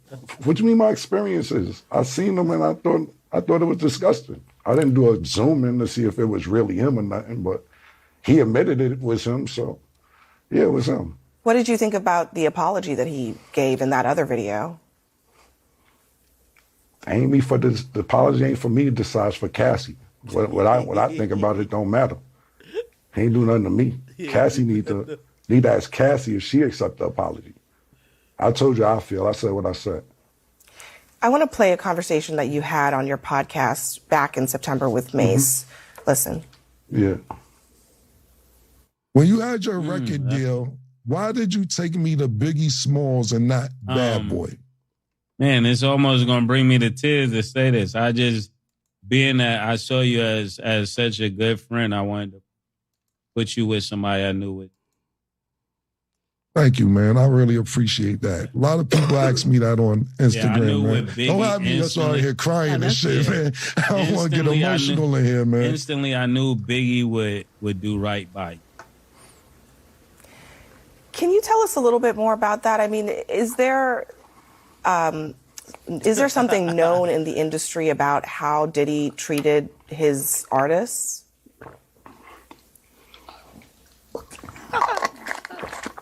So I'm going to get some cheeks after this horsepower joint. I'm just going off what Mace said. Mace took me to Biggie. I don't really know Puff like Mace know Puff. So I appreciate what Mace said. And of course, that's my brother. So if he felt that way, then he felt that way. I can't really tell you how Puff moves or anything like that. Mace may know better than me because he was signed to Puff. I wasn't. But my show does come on at 8 a.m. Eastern on YouTube. It's called It Is What It Is. And y'all make sure y'all check it out. I mean, I might get some more information out of Mace from there. But for me to tell you how Puff acting and all that, I don't know. I never was signed to him. Yeah. What about the industry in general? I mean, so many people have pointed out that Diddy couldn't get away with this stuff if there weren't a lot of people protecting him. Do you think that's the case? Who the talent agent for this joint? Like, you think I'll be sitting around watching what Diddy do and all this? I didn't know this was a Diddy joint that y'all invited me to. Yo, who booked me for this joint? All right. Wow, and I don't be sitting around watching Diddy and all that. Yeah, thanks. Man, come on, man. Thanks for joining us. Thank you for your time tonight. Thank you for having me. You enjoy. Anyway, he popped back on air in the morning, and he was talking about it. He said, "Go home last night." Because I went to the studio. I washed up, though, so I'm good. I ain't going to explain none of that. But, yeah, man, you know, you was going to say something? No. Oh, no, I seen your hand. Yeah, no, they invited me on the show to talk about what's going on with Diddy and all that. And then my thing about it was, Mace Stat, is that they didn't invite me on to say about how successful our show is or the positive stuff we do in the community, how every day, 5 days a week, Mace talks to kids on a Zoom call. Mace doesn't even promote this. I'm going to promote this for Mace. Is that every day at 5 o'clock, it don't matter what's going on, what's happening, where he's at. It could be money involved. It could be a photo shoot. It could be whatever. He stops what he's doing to talk to kids around the world about being positive and doing what they believe in and so on and so forth. And to the point where, you know, one day he was at my house and he told me, Cam, you can't make no noise. Don't come in. I'm not playing with you. Like, that's how serious, no, but seriously, that's how serious he takes what he does. And we do all these positive things. And you call me on CNN for the bullshit, I'm going to give you the bullshit. That's just what's going to happen. So we got some free promo. I teased the Pink Horsepower. They tried to bring up when Mace brought me to Biggie instead of Puff, and I said, yeah, if you seen it, what you asking me about it for? Like, even go home last night because I went to the... amazing plug by Cameron. If you guys don't know, it actually panned out for him. He actually showed that the horsepower thing, which is like some sex type of like stimulant, apparently is sold out. He showed that it's sold out. So apparently this is some sex type of thing that you take. It's like a honey pack, I guess. It says we sold out of the vendors program, but we're officially back. And we're not sold out, but it's been a record-breaking day in sales. Thank you for all y'all support. We're at over 1 million jars sold. Jesus Christ. Okay, my boy Cam doing his thing out here, man. Gotta show love to Cam, man. Cam's just a legend. Cam and Mace, I really love what they've done. And, you know, Cam, Mace, Nori, Gilly, Joe, Even Math Hoffa, even though he comes from the battle rap community, they're just showing what, rappers who have had rap careers could do, now that they're still on the mic, no Diddy, but they're using their opinions and their humor. And one thing I've said about, like, for example, rappers in the 90s and early 2000s, they were almost like built with all this camaraderie and charisma. They all had to have it to really captivate people. This is before social media. And these days, we have a bunch of rappers who they actually don't use it. Their thing is to not be that entertaining with personality. Whether we're talking about Yeet, whether we're talking about Lil Tecca or many other artists, they try to be as minimalist as possible. But if you think about, that era, man, Cam was just a personality, man. That nigga was just funny as fuck. Like, he had to be to kind of like, build the brand that he did. And I'm glad that he could turn that into a podcast situation now. So salute to my man Cam, all right? All right. What's going on with Chuck? Who the fuck is this? Is this like Danny Glover right here? The craziest thing is, like, I don't even be shot by shit like this. I thought this nigga was gay the whole time. I don't even be shot by shit like that. Anyway, someone made a video showing why Kendrick probably went at Drake. It showed the relationship between Pharrell and Kendrick, actually, and probably show why Kendrick was like, yo, bro, like, if you're going to diss this guy, like, I'm going to inherit the beef. Kendrick infamously said, for Pharrell, I'll inherit the beef. This is one of those things where they clearly had a relationship, and this is how that whole thing evolved. Here we go. All that jazz shit that y'all have in your music, that's the shit, man. Do not lose. Who's the producers? Shit, man. This sound right here. And by the way, he's talking about Soundwave. Yeah, he do about 8% of the jumps. Appreciate it. Very good work, my Oh, friend. man, coming from you, that mean a lot, man. Nah, man. So it's like interesting to me that you guys did harder music, but with like the chords. And that's funny that you said that. That's the exact thing we was going for before we went in with the project. Oh man. All that jazz shit that y'all have in your music. Okay, and then For real, man, fuck all that spinning. this is Drake dissing him. He's dissing Pharrell. The narrative shit. I melt down the chains that I bought from your boss. Give a fuck about all of that heritage shit. Now, he was dissing Pusha T, but he was calling Pharrell the boss. So he was saying, I melt down the chains that I bought from your boss, Pharrell. Since we not around, the members done hung up the Louis. They not even wearing that shit. And then he continues to diss because, after the death of Virgil, Louis made Pharrell like one of its ambassadors. And he was just saying, after Virgil done died, we don't wear no Louis no more. Basically saying that Pharrell didn't have no impact. Don't come to the boy about repairing some shit. Don't come to the boy about sparing some shit. For real. Okay, and then we saw Drake with a bunch of items that he got from Pharrell through an auction. Now, I'm gonna be honest, Drake is an interesting nigga because to me, if you bought my jewelry, I don't care if you did, nigga, I don't care if you take a shit on them. If you paid me millions of dollars for my jewelry, which Drake did pay millions of dollars for these jewelry from Pharrell, if I got the money, you could do whatever you want to the jewelry, my nigga. Melt it down, put your face. I don't give a fuck what you do. But, obviously Drake's a petty nigga and he's a super rich nigga, and apparently he got it, and he got it to like fuck with Pharrell. Anyway, this was part of Euphoria where Kendrick was speaking on him sticking up for Pharrell. I'm a selfish nigga, the crown is heavy.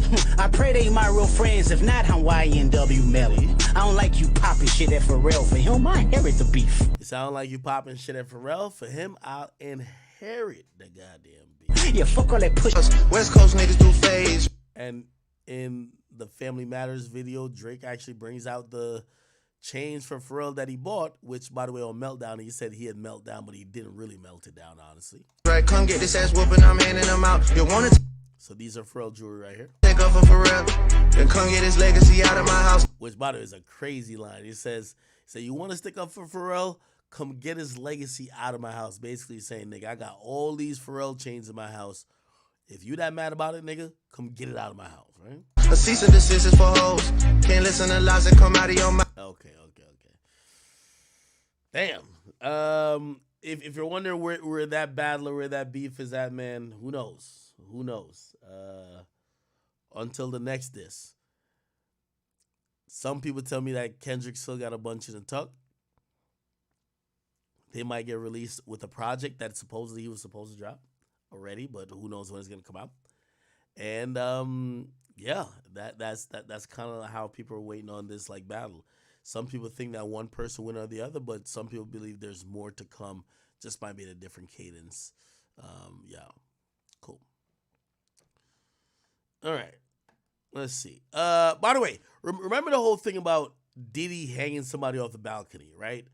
And Glizzy, balcony, Wale. He had said it was Wale. Let me see if I could.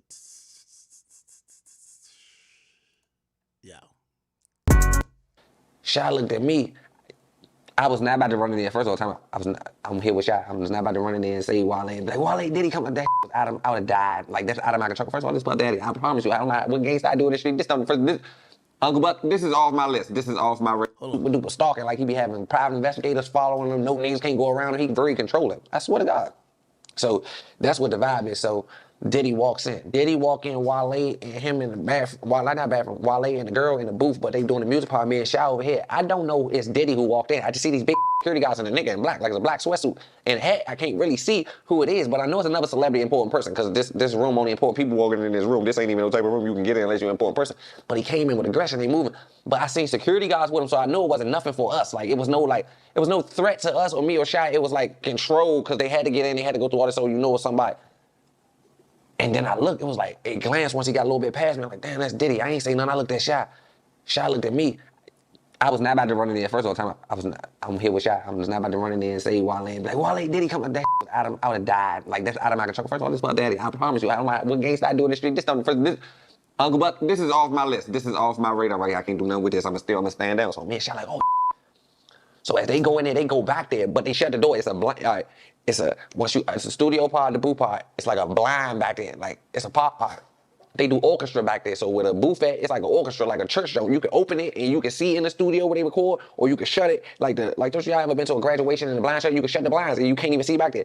Diddy and them went back there and shut the blinds.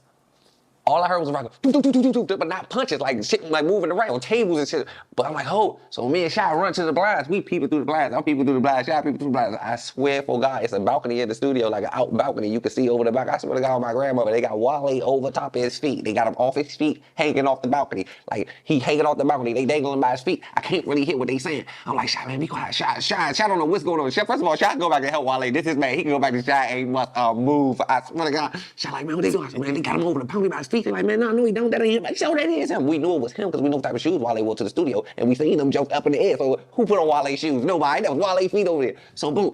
So I'm like, Mo, what the hell is going on? But Wale had already hit us to this, that Diddy is crazy about this Cassie girl, and nobody can be around her, this, that, and the third. I don't know if she got a restraint. I don't know if this is her second restraining order on Diddy, or did Wale get a restraining order? Somebody got a restraining order or a temporary restraining order that day. Like, I think she might have got a temporary restraining order from Diddy that day. I don't really know, but long story short, after that happened, Diddy and them stormed out. She left with them. Everybody left. They left with him. Only person back there now is Wale. But everybody in there went to go see was Wale. All right, me and Shy never went back there. Shy left out the studio, went to the bathroom and act like he was never in the studio. Okay, so he claims it was Wale. However, we get information from Cassie's alleged best friend. Her name is Tiffany Red. She says it was a woman. Here she goes with the story. Unless maybe Diddy just hung a bunch of people off the balconies, and maybe Wale got hung off the balcony and this woman. So the person that was hung off of Cassie's balcony in 2016 after the hotel incident is a woman.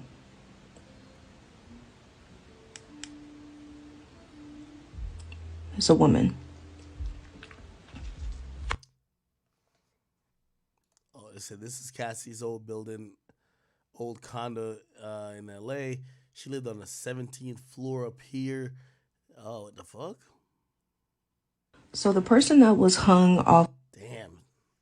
So I guess it was a woman. Wow. That's crazy. if that's true.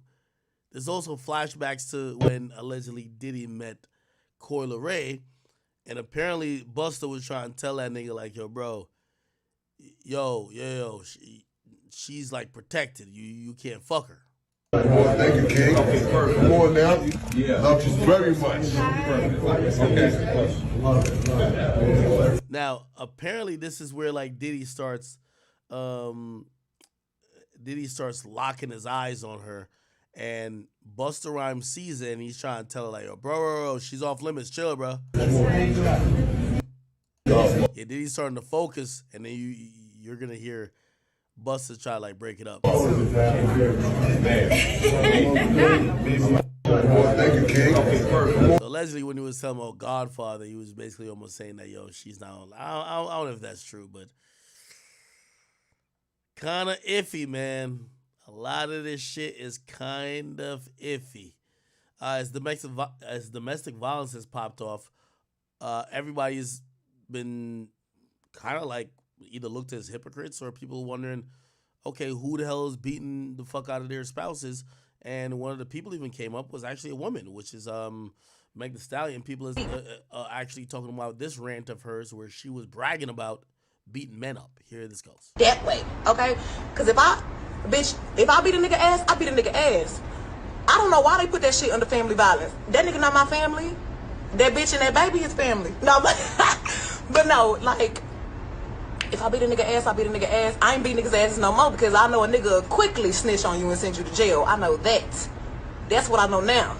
So, ladies, if you hitting on that nigga, you need to stop, bitch. Because if the laws ask him, did you hit him? He gonna say yes. Bitch, you going to jail. You're going to jail. Take it that way, okay? Because if I, bitch. Interesting. Again, everybody should keep their hands to each other, to themselves, and I think it's important to point out, men could be victims of domestic violence as well as women, and it doesn't justify you putting hands on a woman if a woman hits you first, but a woman should not be hitting you first anyway. Like, a woman should keep her fucking hands to herself, and you should keep your hands to yourself equally as well. Let me see. What was I about to get into really quickly? Am I tripping? Oh, people are telling me that YG dissed Drake. Let me see.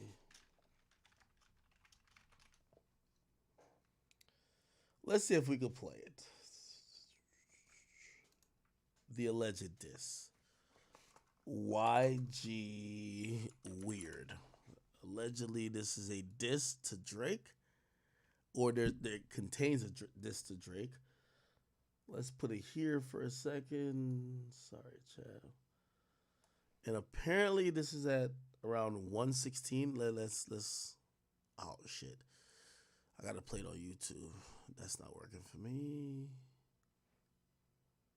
Let's see, YG.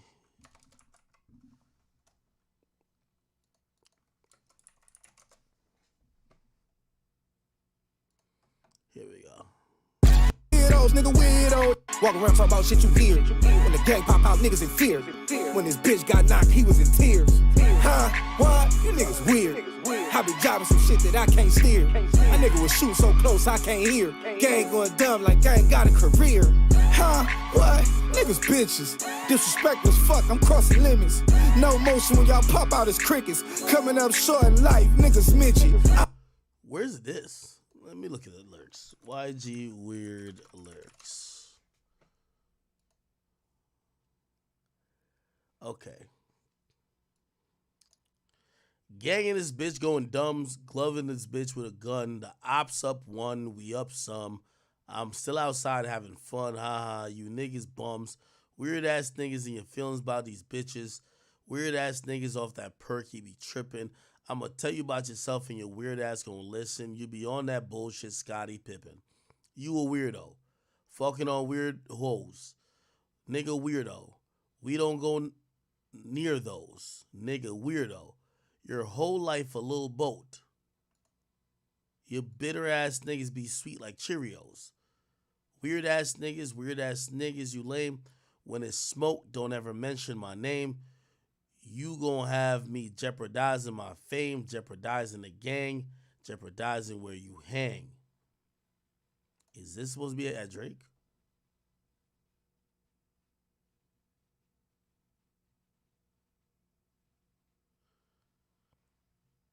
That's a weak subliminal. I don't think that's the Drake. I don't think that's a diss to Drake. I think y'all trying to make it a diss to Drake. I don't think that's a diss to Drake. Now, I don't know YG's relationship with Drake at this point. Would he be probably Team Kendrick? Probably. Like, he's a West Coast nigga. I would imagine he would keep it West Coast. But would he diss Drake on a record like this? I don't think so. Somebody says, check verse 2. Huh, what? Niggas, bitches. Disrespect us? Fuck, I'm crossing limits.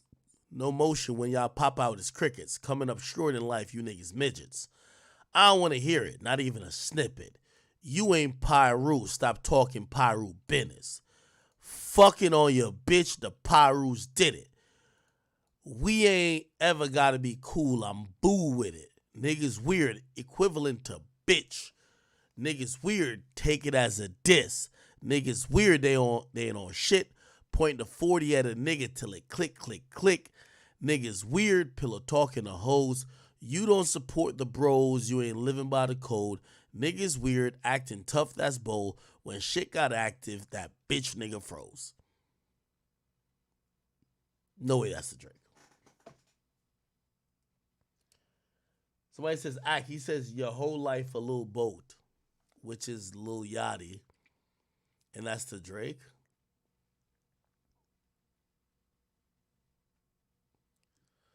You a weirdo, fucking on weird hoes.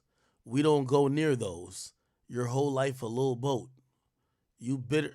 I'm gonna be honest with you. If this was Kendrick, I would be like, it's definitely at Drake. And YG, if you hear this, I apologize, bro, but I just don't give you credit for being that shrewd and that smart. So sorry. I think you were just looking for shit that rhyme, man.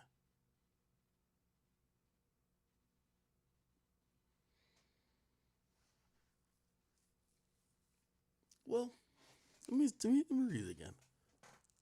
Your little boat did come out of nowhere. You're a weirdo, fucking on weird hoes. We don't go near those. Your whole life a little boat. Oh, man, never mind, maybe. Yeah, the little boat don't even rhyme with nothing. He just randomly threw that in there. Never mind, that might be to Drake. You a weirdo, fucking on weird hoes. We don't go near those. Your whole life a little boat. He doesn't rhyme anything with that. You bitter ass niggas be sweet like Cheerios. Weird ass nigga, you niggas lame. When it's smoke, don't ever mention my name.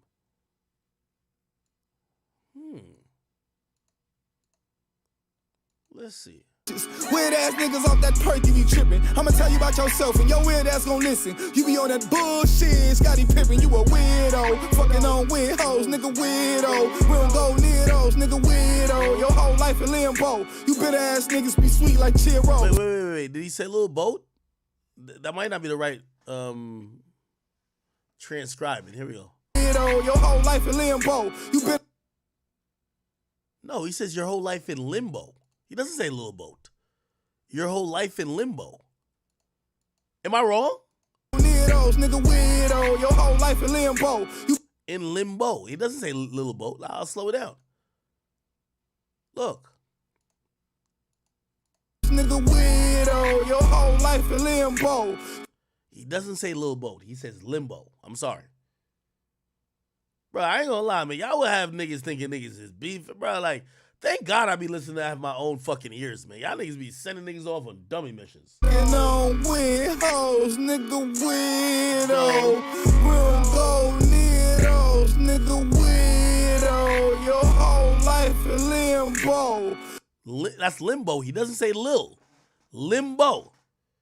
Bro, y'all almost had me, Chad. Yo, niggas be hearing what they want to hear just because I was just like, why the fuck would he says your whole life a little boat? Cause I'm like, huh?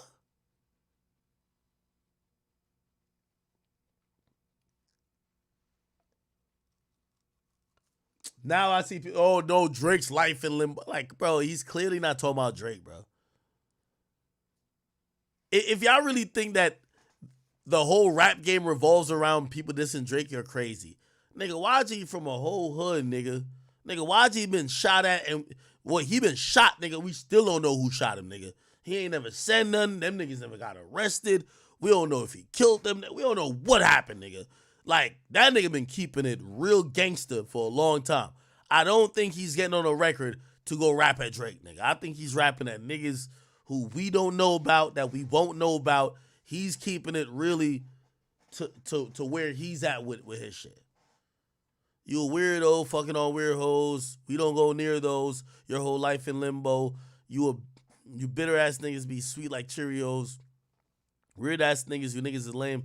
When it's smoke, don't even mention my name. You ain't got to jeopardize. You gonna have me jeopardizing my fame. Also, this is another reason why I think he's not talking to Drake. Why would you diss Drake and say you're gonna have me jeopardizing my fame? Like, Drake is the biggest rapper out. Even if you're trying to say like he's pushing you to do some shit, like why would you use that line to say to him? Anyway. Y'all almost got me, chat. Y'all almost got me. Okay. What else? What else? What else?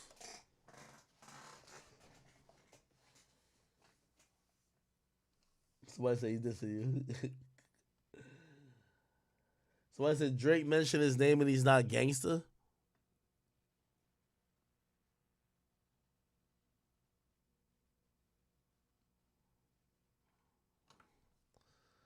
Yo, y'all be just making shit up.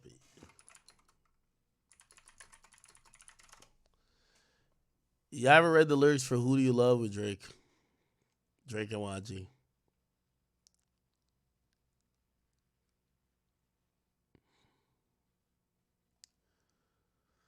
If he was mad that nigga said, yo, and YG bang a gang, why the hell would he have Drake on his song when Drake is talking like this?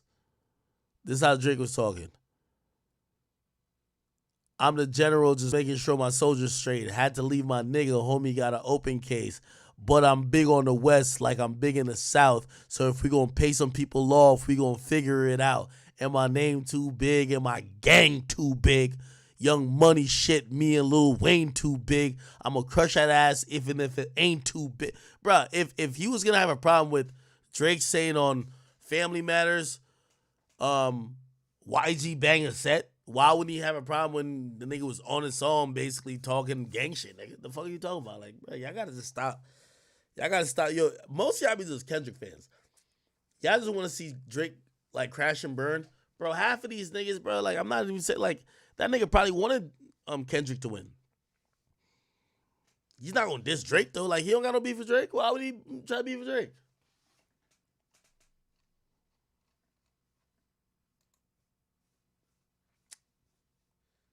Yeah. All right. Give me 1 second.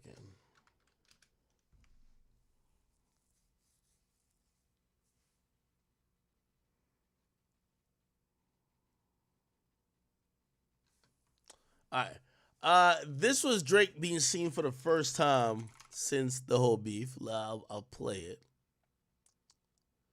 My Twitter will load.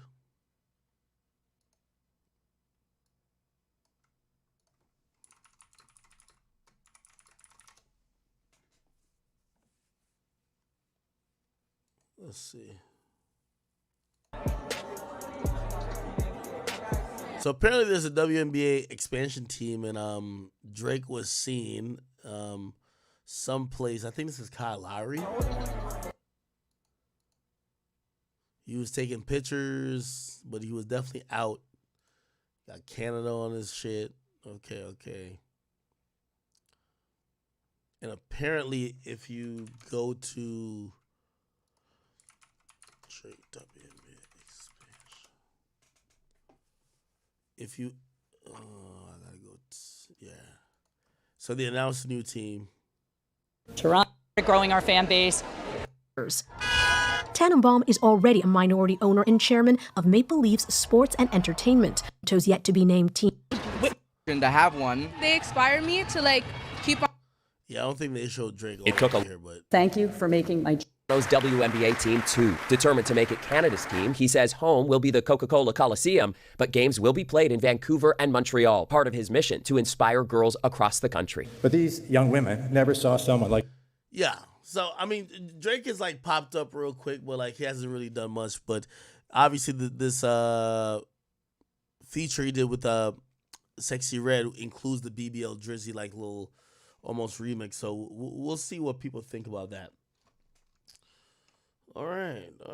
Chat. I want you to spam some topics real quick. I know we are about 3:30. So now we realize YG didn't diss Drake. Drake still good. Drake did try to drop a song to try to switch up the vibes. Don't know if that worked. Diddy got two more lawsuits. I'm interested to see what's gonna happen with these. Let's see.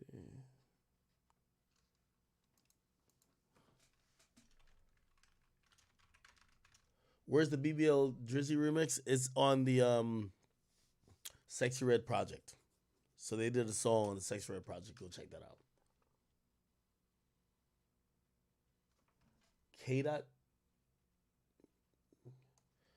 K-Dot threw a shot at Cameron. Bro, y'all just saying. Yo, I ain't gonna lie, man. Y'all want so much beef right now. Y'all just not ready to accept that. Yo, right now, both artists are trying to do other things. Will they revisit this moment? Yes. But if that's all you're relying on this moment for, you're tripping.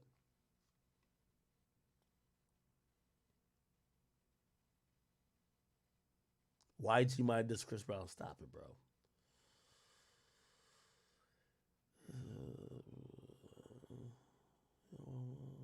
Lupe dropped. All right, y'all tripping. All right, let me read a couple donations real quick. All right. Big 201 says it's a horrible song, the BBL Drizzy song, or the song with Sexy Red. I don't really like it. I agree.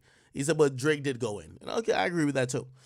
Chattery says, yo, Diddy defile BBL Drizzy, and that song was garbage.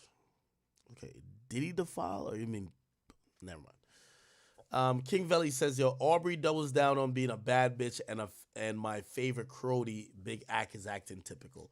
Are you saying that him doing the song with Sexy Red is him saying that he's a bad bitch? All right, whatever. We didn't make a poll. Jordan Smith says, yo, call the boy and say it then. Or you want me to tell him? No, I'm going to tell Drake that he got to go on a crazy feature run. Definitely. Somebody says, Drake needs it to work for Memorial Day weekend. Nah, I'm going to be honest with you. I think Kendrick owns Memorial Day weekend. Not like us is going to go crazy. Khalid says, yo, the only reason this verse is okay is due to production. And Drake isn't talking about shit. I agree. Drake ain't talking about nothing. You know what I mean? You Got Lover says, y'all forget when Cassie nudes leaked, but it was overshadowed by Rihanna nudes. Both girls had piercings. Another example how these girls have been getting distributed and blackmailed in our face. You think that Rihanna was going through some of the similar stuff as Cassie? But who's doing it to Rihanna, though? I never heard of Rihanna. Oh, never mind. JT says, yo, Act, do you have PTS Diddy?